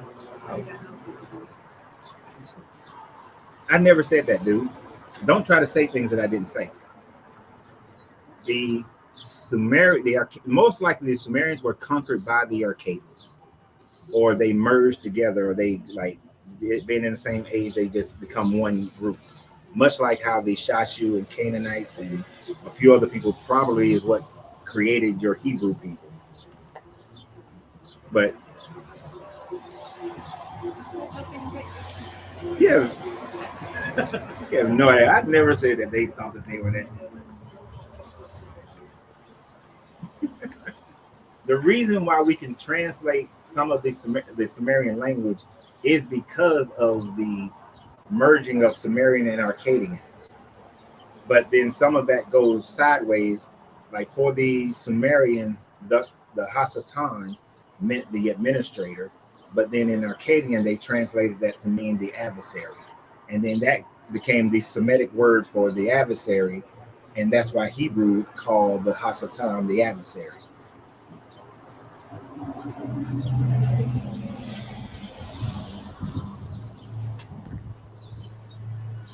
Dude, this is on tape. I can go back and rewind the thing later on. And I know I didn't say that.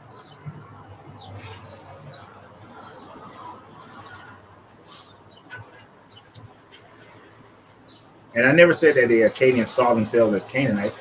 I said the Akkadians, and then came the Assyrians, and then came the Canaanites. And they all stood on the, if anything, the Canaanites stood on what the Akkadians built.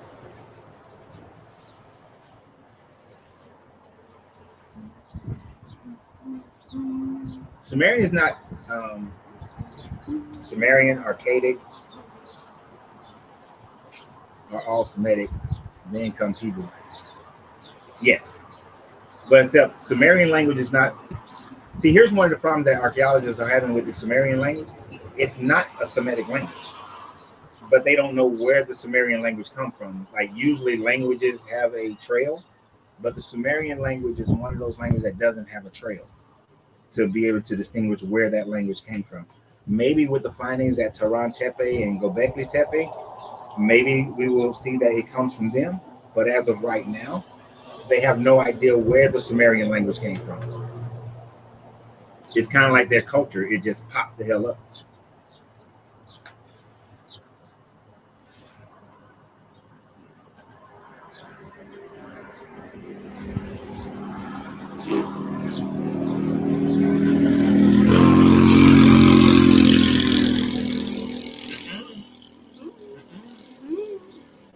Stop pointing stuff out to me that's going on in these streets. Cause they talking about messing with my focus. I'm not messing with you. They're all Shemitic. Oh, dude, get.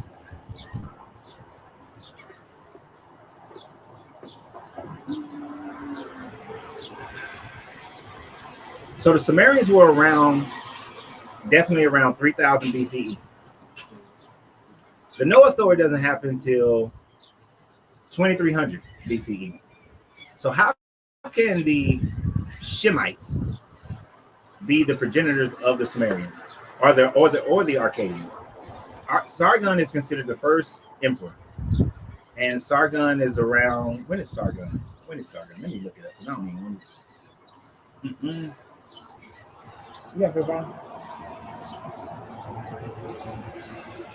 look up Sargon the Great real quick, please. When does it say his empire started?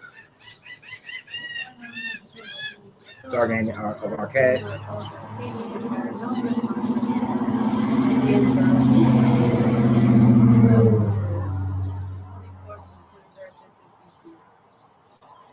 So Sargon the Great is from the 20.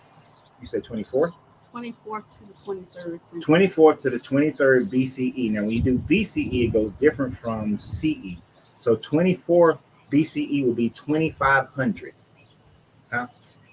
It's BCE in my words. Before the Common Era. Not before. Yeah, I ain't doing no before Christ. Fuck him.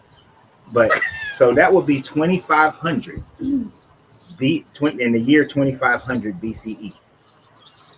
The Noah story ain't happened yet. So how in the hell can he be from the Shemites? You see what I'm saying?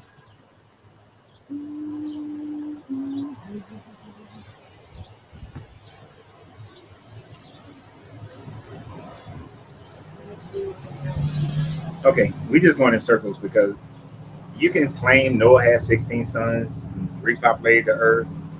That shit didn't happen. You have no proof of that.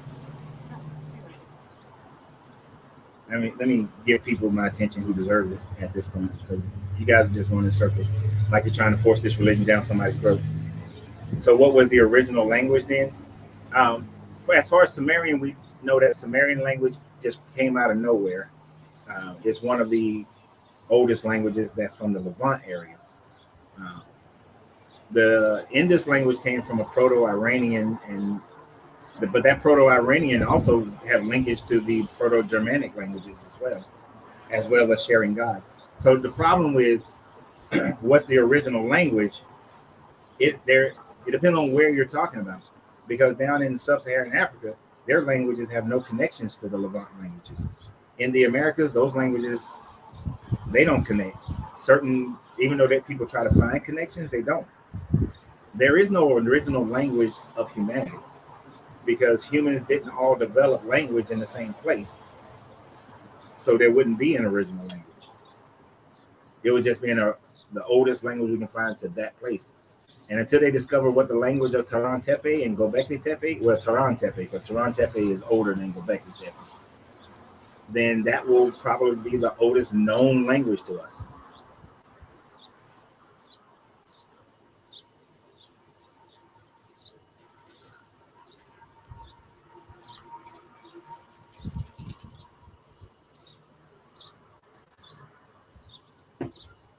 Yeah. And I agree with this too. No one lived to be 950 years. So every human cell have telomeres in it. At its healthiest state, telomeres will allow a cell to be able to continue to replicate itself for what we would call about 200 years. At the end of that, by that time frame, the telomeres are not replicating and you die of old age. So the possibility of somebody living 900 years, yeah, I ain't believing. Just like with the Sumerian king list, when it says this king reigned for 25,000 years or 2,000 years, I ain't buying that either with the Sumerians.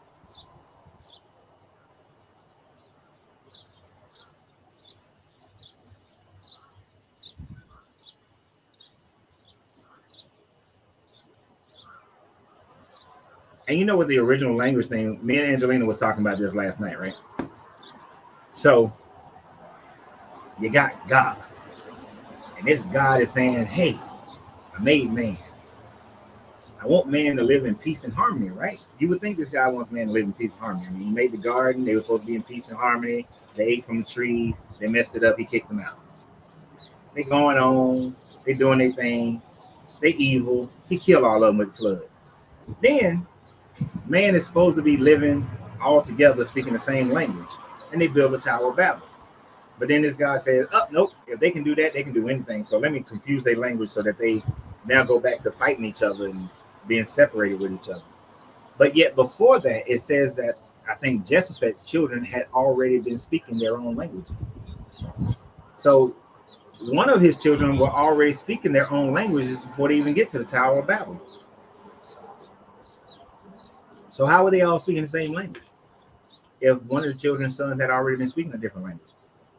Whichever one they said that also was shipfaring, got on boats and all that. So,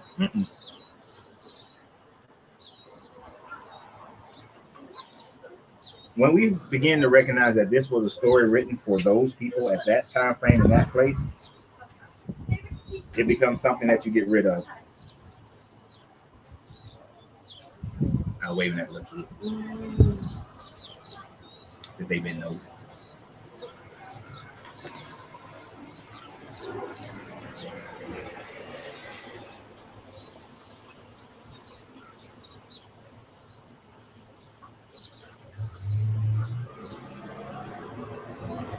But there was never been one language that the whole world spoke, as far as a actual language. The only language the whole world has ever spoken is observation. Oh, there's a moon, there's a sun, there's a sky, there's water, there's mountains, and we're gonna make up some shit to figure out, to understand and have an answer to why any of those things exist. And that's the thing. Man has an insatiable desire to have an answer to why everything exists. And so we make shit up. And then once we believe it, we don't want to change it, because unless we have another sufficient answer that makes us know why things happen. Because man is so freaking arrogant that man doesn't know how to say, I don't know. I'll keep looking, I'll keep researching to try to figure it out, but I don't know. Like somebody asked me earlier on here, but I ignored it for the most part. How did the universe, what created the universe? We don't freaking know. We have theories. But we know some guy didn't do it. And the real answer to be that is there is no creation of the universe, because energy can neither be created nor destroyed. Energy has always existed. Energy is eternal as far as we know. So therefore, the energy of the current modern universe would have been some other type of, if they go by the Big Bang Theory, was a different type of energy before that. And a different type of energy before that. Everything changed. Change is also a constant of the universe. So as things continue to change, they just change from one form of energy to another form of energy. And if let's say the big crunch is the reality, then all of our knowledge, all of our everything that we wouldn't be able to know what was here before, because it would all be destroyed and rechanged into something else. Just like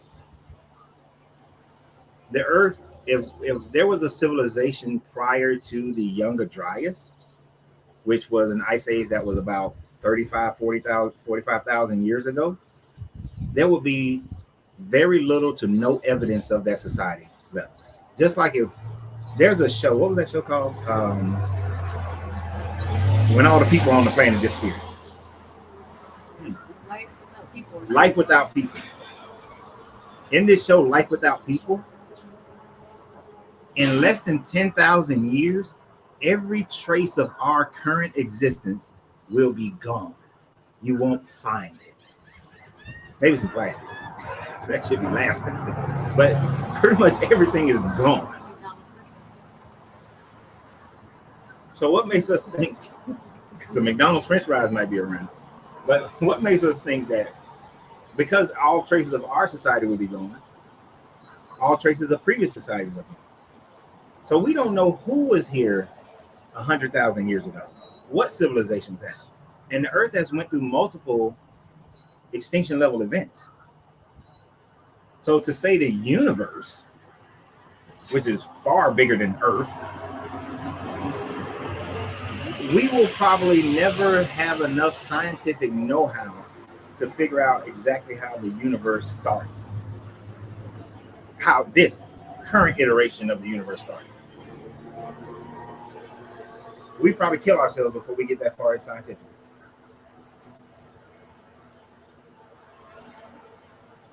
But the universe, just like Earth goes through resets, the universe has went through resets. And it's just energy changing and changing and changing. Just like when we look out into the universe, we see energy changing, energy changing. But man can't say, I don't know. You can't say it. Hey, you know them McDonald's French fries, them ones don't dissolve, man. They don't go away. You found that McDonald's French fry under your seat, and you think it, and you thinking like, when the last time I had McDonald's? It was 6 months ago, and that thing looked just like it did the day you bought it, just with a little lint on it. It was just perfectly under the seat of your car where all your vacuuming kept missing it.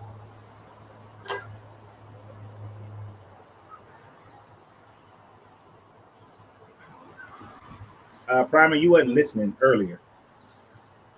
I said that there was a flood immediately after the Younger Dryas flood, the Younger Dryas cold stint within the Ice Age, the last Ice Age.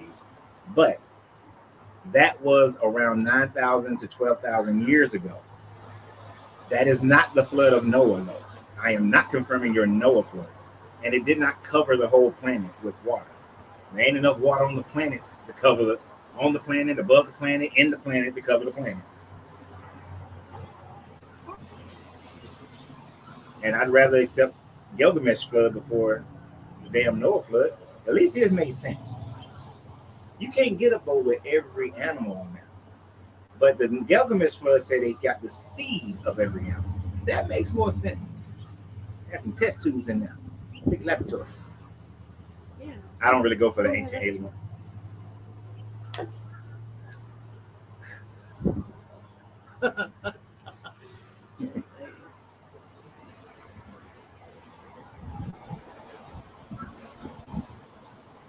See, Christians think they get you when they ask this question. Where did energy come from? And is it intelligent to design? Nobody will ever know. We don't know. We don't know. What we do know is that there is no such thing as nothing. I can tell you that. People like to confuse and like say, oh, you people who don't believe in God believe that everything came out of nothingness. Absolutely not. There is no such thing as nothingness. Everything in existence is energy and has always been. There is no nothingness. Oh, look, I told you somebody was going to say this. I told you somebody was going to. Me and Angelina was having this conversation last night, I'm telling you. Nah, the animals were babies. That's the answer. Sorry. I killed that one. So the Noah's flood. I killed that one. Sorry. The Noah's flood, he was on the boat for a year. Many animals mature within that year. For instance, rabbits or hares. They mature and have babies within a year of birth. So when they got off the boat, it should have been a whole bunch of rabbits.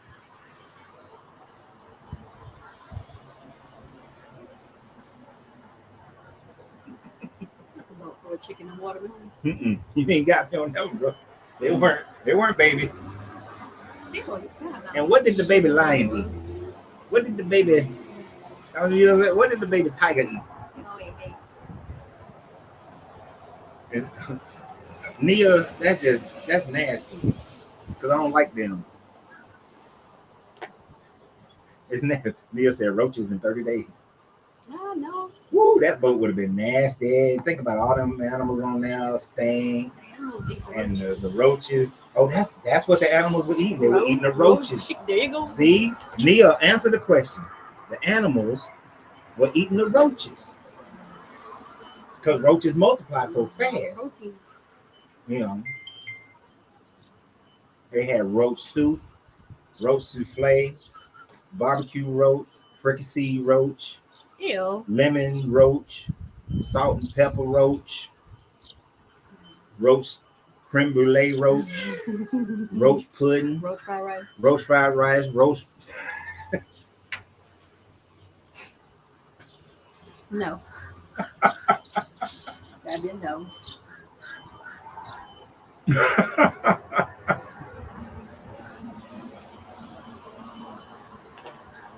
Right, Terrence. And Angelina said that somebody was going to say this, Terrence. The Lord stopped the reproductive system for a year. Right. Bullshit. Wasn't no animals getting it. Bullshit.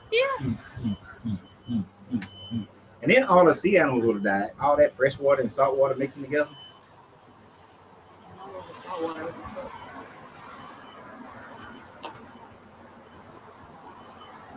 I know. This is her second time mentioning roaches.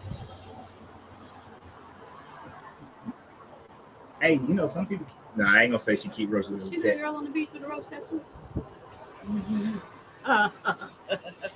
Nia, you weren't the girl on the beach last week. Was that Carolina Beach? You went to girl in Carolina Beach last week or 2 weeks ago with a roach tattoo on her back of her butt. Where you, like literally, I ain't lying, y'all. This girl, she had a roach, and it came right off the cuff of her butt, off the left booty cheek. No, the right booty cheek, down to her thigh, by 12 by 12 of a roach. I was trying to make it a millipede, centipede, something, but it was a damn roach.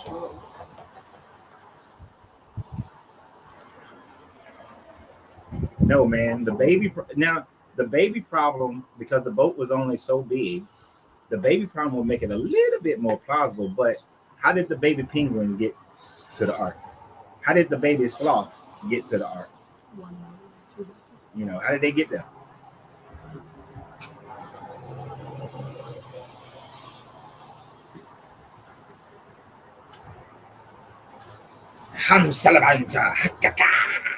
That's witchcraft. And we put a curse on you, Bobby T, for even coming on here and speaking your witchcraft. Look at this Christian pressing witchcraft.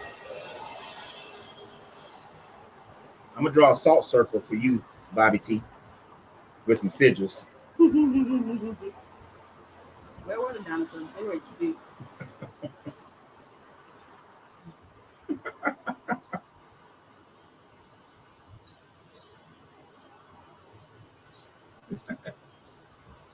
Y'all stupid. I was gonna tell y'all.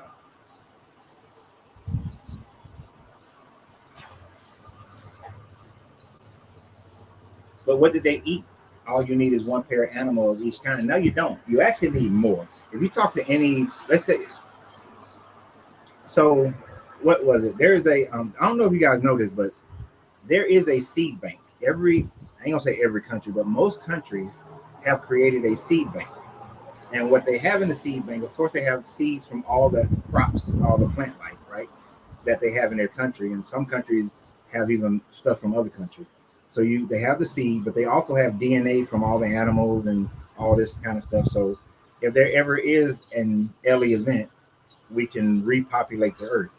And trust and believe, even though I can't verify this of my own knowledge as far as the human part of it, I just know the animal and the plant life part. I'm pretty sure there's a lot of human DNA up in that joint too. It only stands to reason logically that there would be if you're creating a seed bank for the purpose of repopulating the earth. But here's the trick. You can't just have 2 rabbits, 2 dogs, 2 cats, 2 squirrels, and so on and so forth. You have to create a balance and say that in order to repopulate the earth, if I got 2 lions, I need to have about 30 gazelle, right? I got to have a bunch of gazelle because I got lions and tigers and wild dogs that's going to be eating these gazelle. If I only got 2 gazelle, the gazelle ain't going to make it, right? So you got to have a multitude of the herbivores compared to the carnivores. So it's idiotic to think that they went on the boat. Even if you look at the, what does it say? It's 2 clean animals and 7 unclean animals. That's still not enough. And it's still out of balance if each one is equal. Each one cannot be equal. You can't have 7 carnivores or 2 carnivores and 7 herbivores and 7 herbivores, whichever one it was. I can't remember exactly. But you got to have more herbivores than carnivores. Otherwise, shit gonna go extinct quick.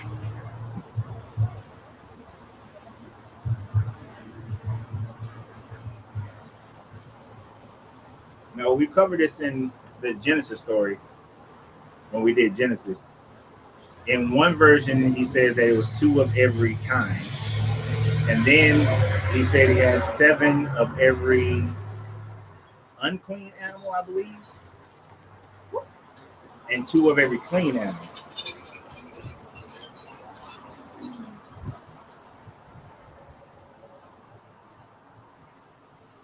So you should go back and look at the Genesis story and read the whole thing. Don't just read, one part. Oh, yeah, it was different.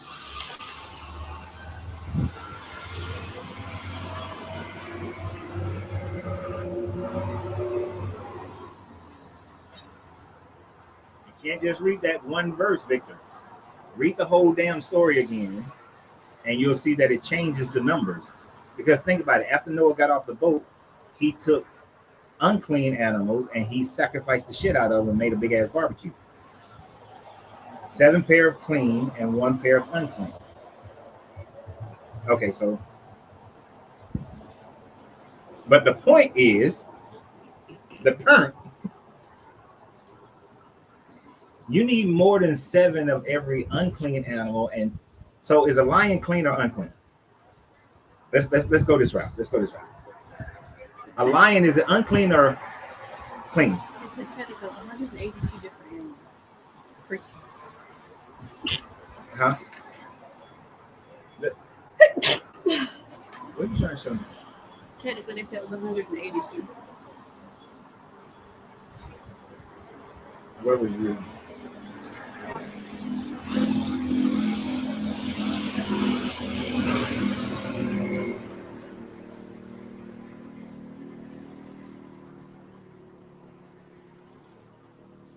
So, the Aquarius thinks that there was, especially named the Aquarius, went for science. There were 182 different creature species to be found on the ark. Well, shit, you know how many species were around in 2300 BCE? Please. But I want y'all, let's think about it. The lion is unclean, right? So you got 7 lions. 7. Did he kill all of them? Did he kill all but 2 when he made his big sacrifice? Because I forgot what he sacrificed. He sacrificed a whole bunch of shit when he got off the boat. But the thing is, you got 7 lions, 7 tigers, 7 jackals, 7 hyenas. You got 7 of all these. Yeah, I know. I actually thank you. I knew it was unclean. I just want y'all to say it. So if you got all those 7 lions, there's not enough to repopulate the earth and the species have a chance to survive. You understand what I'm saying? You see, that math just don't math. Not at all. Like, for my Bible thumpers on here, I want you to step away from your belief for a minute. Step away from belief, which means that you ain't got no facts. Step away from belief. And let's just think logically. You got 7 lions and tigers and bears. Right?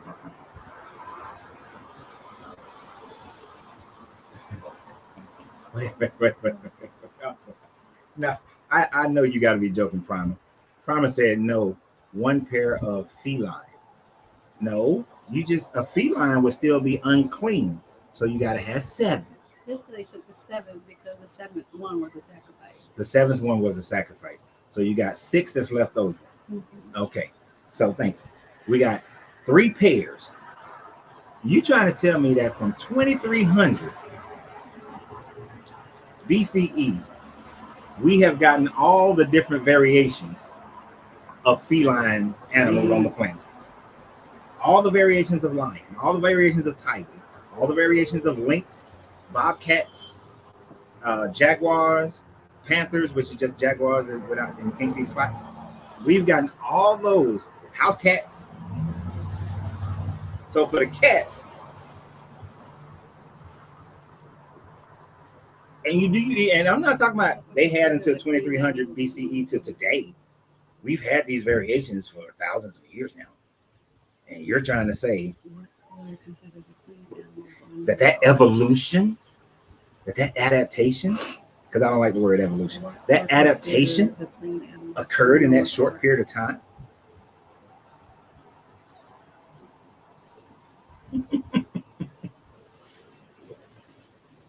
Come on, man. Come on. How many variations of cows are there? Okay, see, you're just thinking probably, I don't know where you at. Prime. But if you go around the world, you go around this world, you'll see that there are a bunch of different types of cattle, of what would be in the cow family. Like you go to India and they cow look different. They got different cows than American cows. You got different cows in Europe. You got different cows in Africa. You got different cows. But now, don't run from the feline. Don't run from the feline, my guy. Because we got lynx, bobcats, we got mountain lions, we got jaguars, we got ocelots, we got tigers, we got a whole bunch of felines.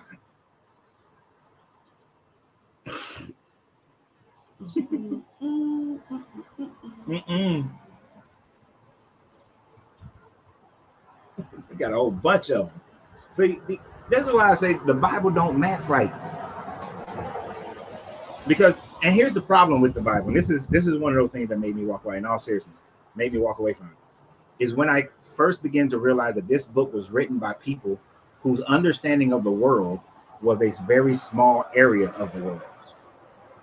Right? So they didn't know about Australia. And I don't know, and Australia got more shit there that'll kill you than anything else. But they didn't know about Australia. They didn't know about the outer reaches of Asia, the South Pacific, the Americas. You know, they didn't know about all these places that had various different animals and ecosystems. So they only are writing about what they know. This is why your Bible is very specific when it says you can eat this, the heart, and you can eat the antelope, and you can eat this and that, and not this and not that, because they didn't know about all these other animals. They didn't know about all these other plants. They didn't know about all these other insects. They had no idea. You got animals that are only known in the Americas. They would not have known about penguins or sloths or them big ass killer spiders down in Australia or kangaroos. They didn't know about kangaroos. They thought a bat was a bird because it flies and it's bigger than an insect. So when I start to realize that I'm reading from people who didn't know about all these things, why would I accept them as being the true tellers of the world's history?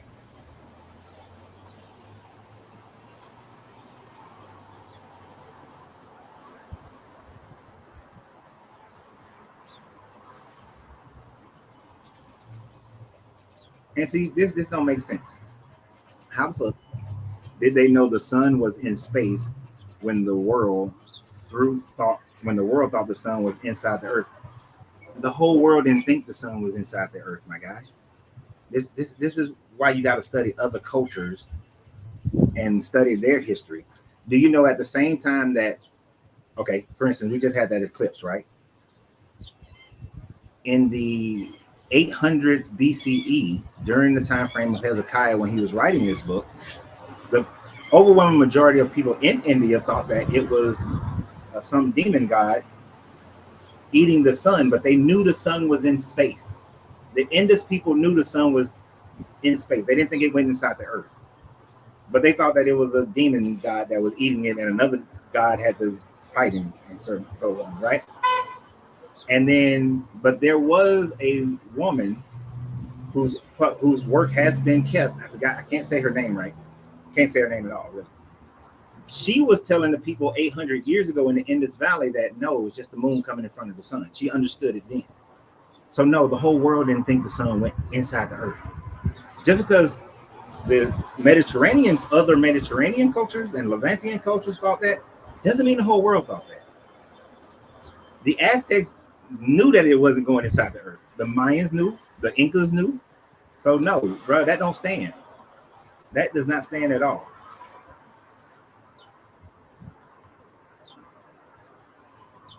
Such a great response. Yes, they did. And see, this is my point, Victor. Egypt taught that the sun went inside the earth. Is Egypt the whole world? When did Egypt become the whole world? Do you know that the Zulus and the Greeks before the Zulus, ancient Zulus and ancient Greeks taught that the moon wasn't part of the Earth's atmosphere for a long time, and they talk about the story of when the moon came into Earth's atmosphere. So obviously, those two groups didn't think the sun was inside and the moon was inside the Earth. They thought they knew it was like way the hell up there.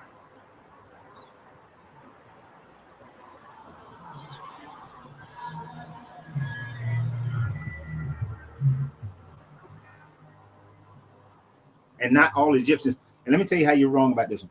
Not all Egyptians worship Horus as the sun. When you study Egyptology, you have to realize that when you're studying it, there's a difference between Egyptology based on Thebes, than what's based on Cairo, than what's based in Karnak, and then it depends upon during which dynasty we're talking about, because their story changed quite often, because you're talking about people telling stories for 3,000-4,000 years, so it changed quite often.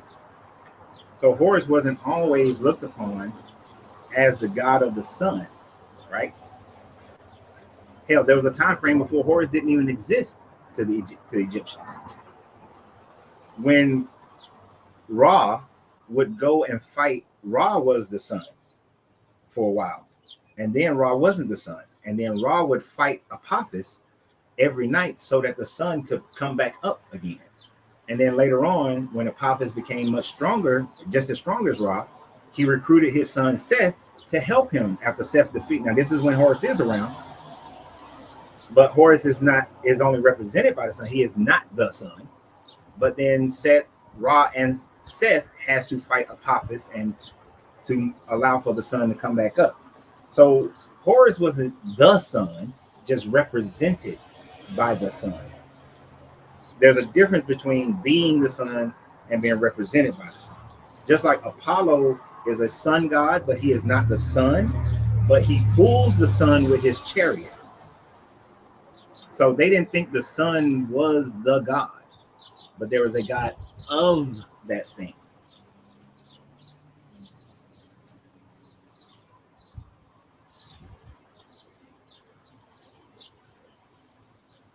And you're right. You're right, John. Egypt wasn't the only one, but just what I'm saying, you got to look. There's a mixture. When he said he tried to infer that the Hebrew people were the only ones who knew the sun was in space. And really, they didn't think it was in space, my guy. They thought the sun was inside a dome and the earth was flat, is what they actually thought. They thought the earth was flat, the sun was inside of a dome, the firmament. So they didn't really think it was in space, if you really want to go there. But I'm not trying to have a flat earth debate. I can't stand talking about flat earth. They believe that the earth stood on pillars and so it wasn't really floating. It was sitting on some pillars as the foundation on the foundation, and that there was a dome and the sun was in that dome. They really didn't think it was in space. So you can't even give them that much credit.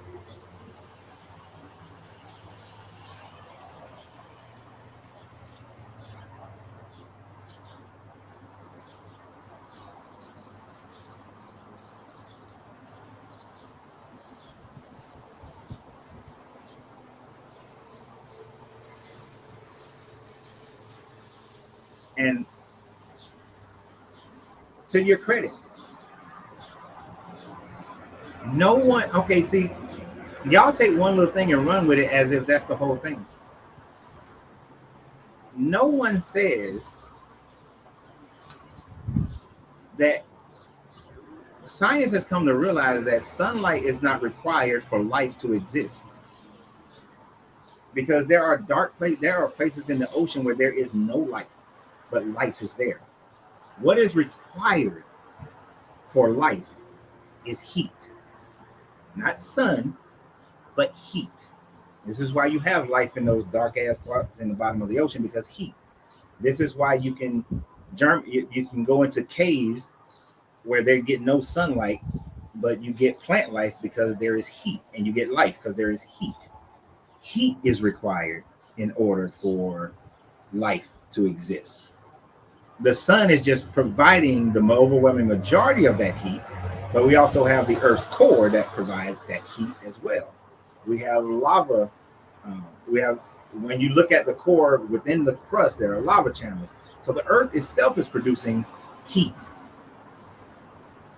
So no people aren't running around saying that, oh, well, there are plants. So that proves the Bible when it says the sun and the moon was made to the fourth day, but plant life was there. And even that is a conflict. That's the conflict between Genesis 1 and Genesis 2. According to Genesis 1,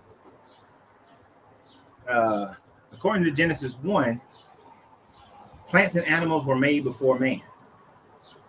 But according to Genesis 2, plants and animals were made after man.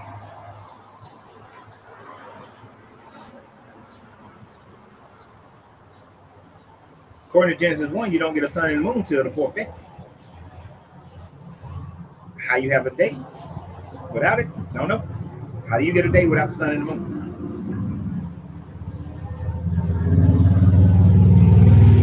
And I know somebody's going to say, so we talked about this last night, God was the light. So I guess when he said, let there be light, he was saying, let there be me. But if God is the light on the first day, second day, and the third day, then who was the darkness?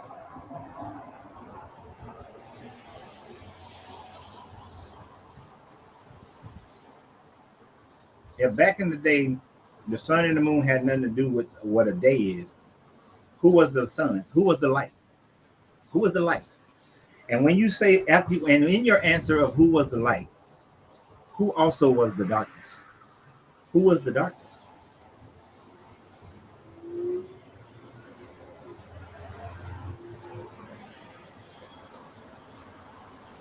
Right, a day is a duration of time. I know, yom.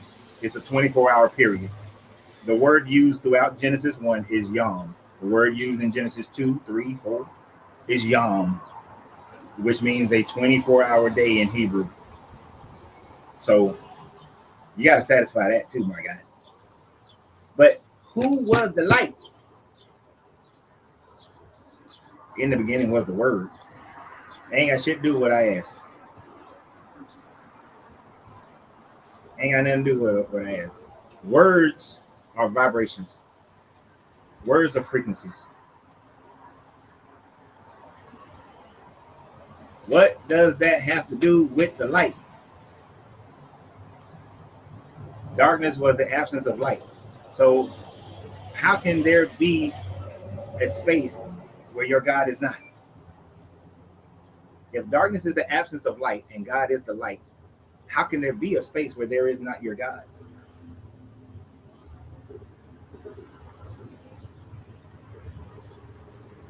So you're saying that God, the word equals the light. That's a mental gymnastics, my guy.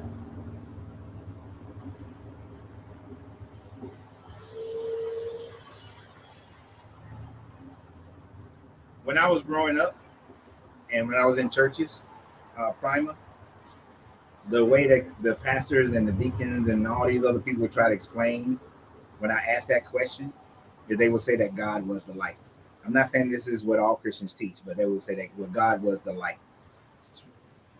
I'm not saying that he was, because me, he don't exist.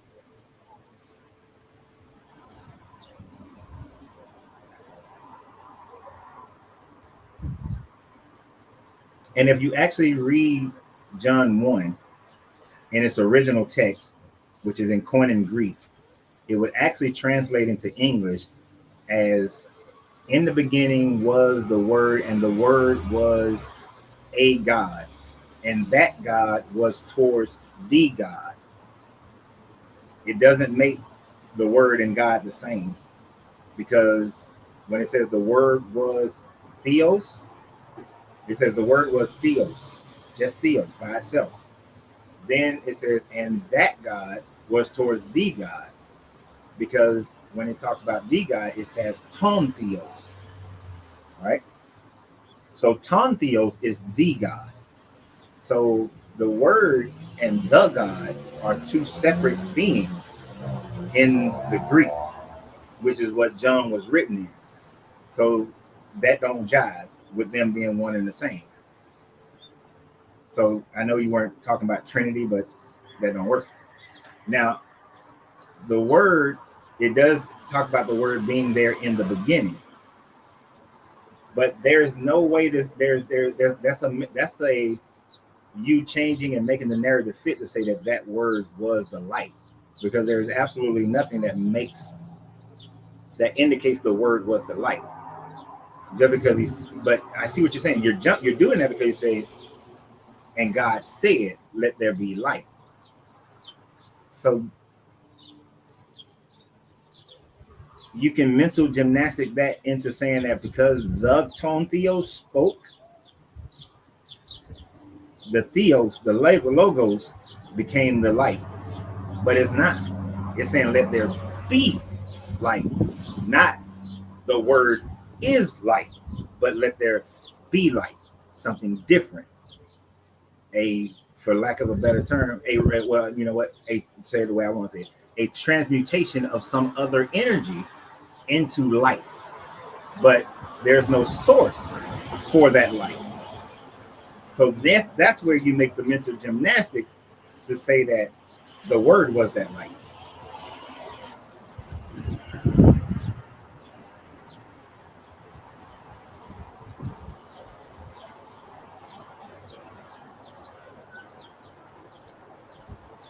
No, in the Septuagint, there very much is a tone theos.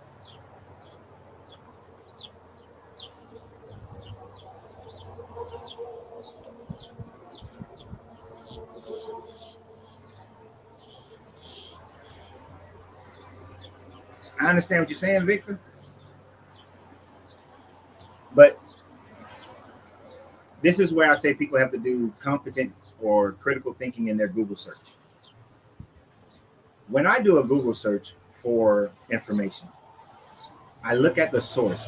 If it's answers in Genesis, if it's from this Christian source or that Christian source or this, that, when it's all from Christian sources, yeah, you're going to get that the word was the light because they're making those mental gymnastics to make it such. So, of course, yeah, you can find all kind of articles that say that, but you have to look at where the articles are coming from.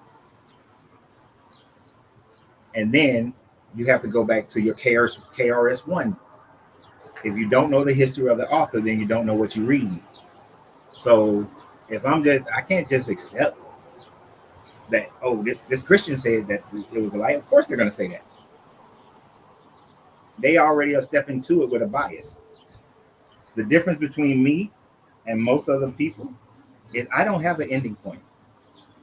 And then it's what the Bible is saying. But then I recognize how often that Bible has changed. And Jesus is the light of the world. Horus, in the Egyptian and the Kemetic, it said that Horus is the light of the world, the way, the truth, and the light. See how I can do the same thing? According to the Egyptians, Horus is the way, the truth, and the light. They said it. They wrote it down. So that must make it true.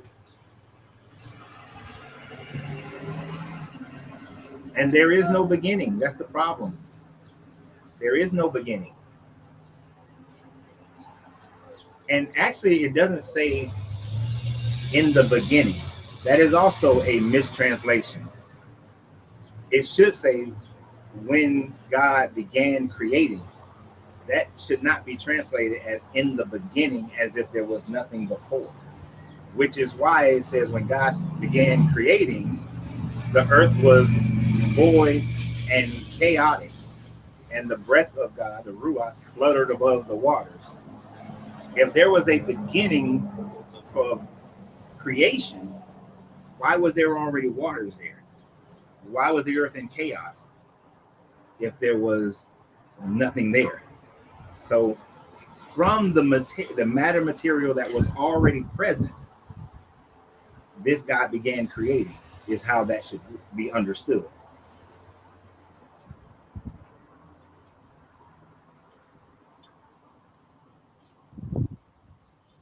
I already said that the Kemetic story changes quite often.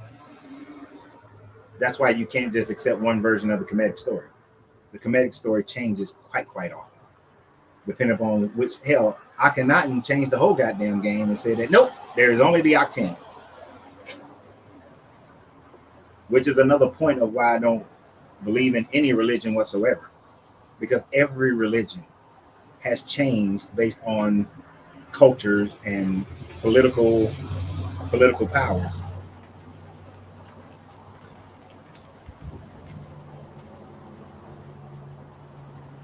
So all these stories change, man. The end of story is not the same as it was 800 years ago or 8,000 years ago. Matter of fact, one thing that pissed me off about the Indus story is that the Indus people have allowed for Christian missionaries to come into India and change their belief. The Indus belief was not a polytheistic belief until Europeans came there and told them and forced them to say that it was a polytheistic belief. It wasn't. It was based on the fact that Brahma is the all. Brahma is God. And that every other deity is just an aspect of Brahma. The same way that in the West African Yoruba, Odamare is the all, is everything. And every other deity is an aspect of Odamare. But then the Europeans came and said, nope, your shit's polytheistic. And it's the same thing that the Hebrew religion is. They went from polytheism to everything is just this. This is the one true God, and there's no other God.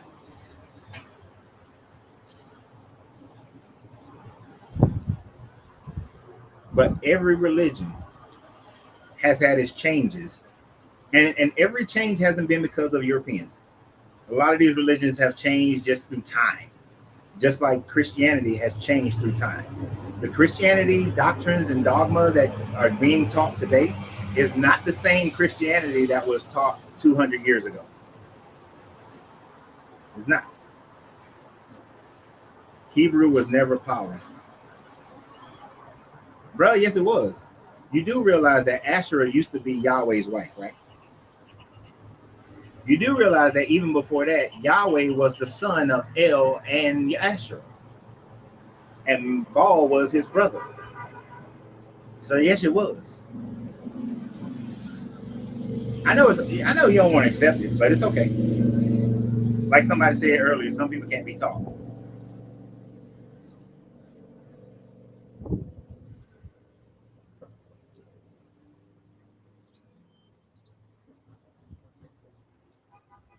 No, you're right. So here's the thing: when you're translating from the Koine Greek to English, if there's no definite article, then the A is inserted for the understanding of what its meaning. Because you're absolutely right. There is no A. But when you look at what Greek linguistics scholars how the meaning of the words, you insert the A. Kind of like how in your Bible, when you see anything italicized, that means they inserted it. Or is it italicized or parentheses? But one of the two means that they inserted it because either something wasn't there or in order to give the reference of the meaning.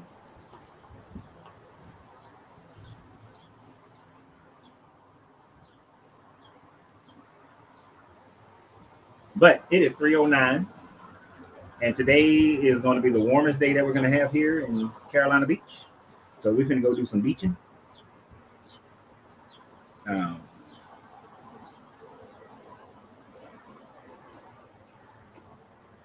I know they keep saying keep reading the Bible. That's why we do this on Tuesday, where we are reading through it word for word as we go through it, breaking it down, and seeing all the jacked up shit that's in it.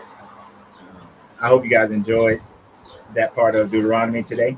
Of course, next week we should be able to do Tuesday like normal. Let's see, we're going. Yeah, we get back on Monday, so we'll be Tuesday will be fine. Our normal Tuesday. I do plan on doing a live tomorrow. And it's been fun, as always. It's been enjoyable. Thank everybody for doing the likes on TikTok, because the TikTok trolls be trying to stop the program over there.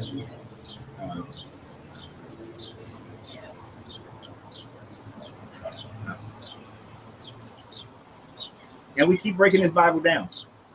Because this is how I wound up walking away from the Bible. I spent almost 20 years studying the Bible, trying to, because I dearly wanted to believe the Bible.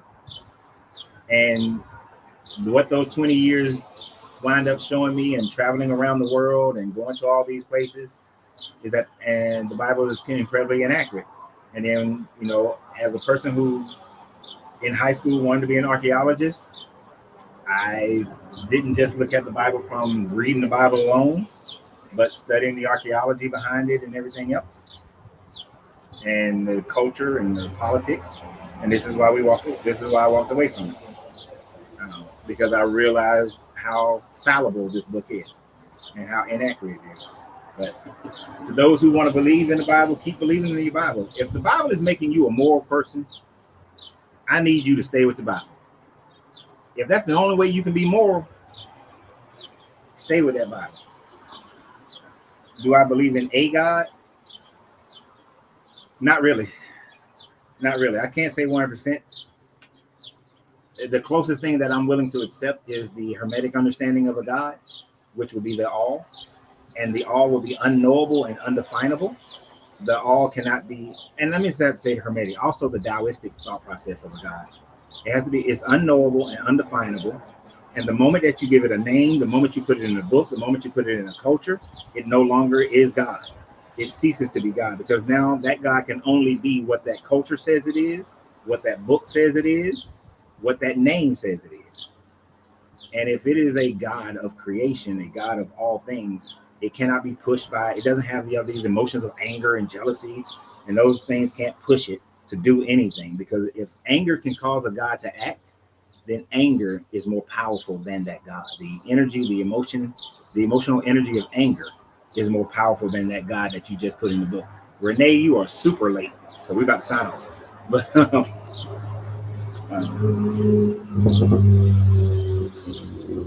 so all of that. And I will say that Deuteronomy 8:18, blessings, you are super late as well. And I'm not going to engage in that, because Hermeticism is far better than anything that this Bible has to offer. So even though you can find Hermeticism in the Bible, there are some Hermeticism in the Bible, but then they screw it up with all this emotional baggage that this God has, and this narcissistic, genocidal maniac God. So, oh, you have to work. I understand. That's why there's the replay. But we have been on here for 3 hours and 13 minutes. It's time to go. There's a whole beach out there. And I'm going to go out there and sit in this beach and observe nature in action. Tomorrow, I don't know if we're going to do a daytime. Let me ask y'all a question, real quick. And this is the only question I'm asking. Was the traffic noise too loud? Because if the traffic noise is too loud, then I will wait till tomorrow evening before I do the video, before we do the live. You know, I'll wait because it'll calm down. It ain't really the season yet. The traffic noise not too loud. Okay, so Bruce says no.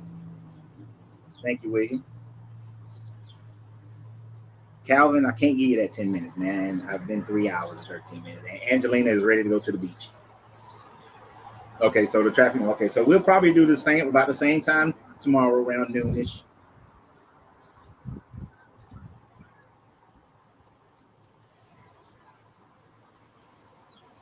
Okay. I mean, I got the microphone, but I put the little noise. I got the little sponge on it, and then this little screen thing facing where the most of the traffic. All right. So I appreciate all you guys. I appreciate those who are in agreement, those who are in disagreement. That's how we get better. Shit, Eric, I'm about to have all kind of fun. I'm gonna go sit on this beach. So y'all have a great day, and always remember you have to free yourself to be yourself, because your greatness is non-negotiable. Good journey. Share, and like, and comment, and subscribe. All that shit. Good journey, good vibrations. And I am out.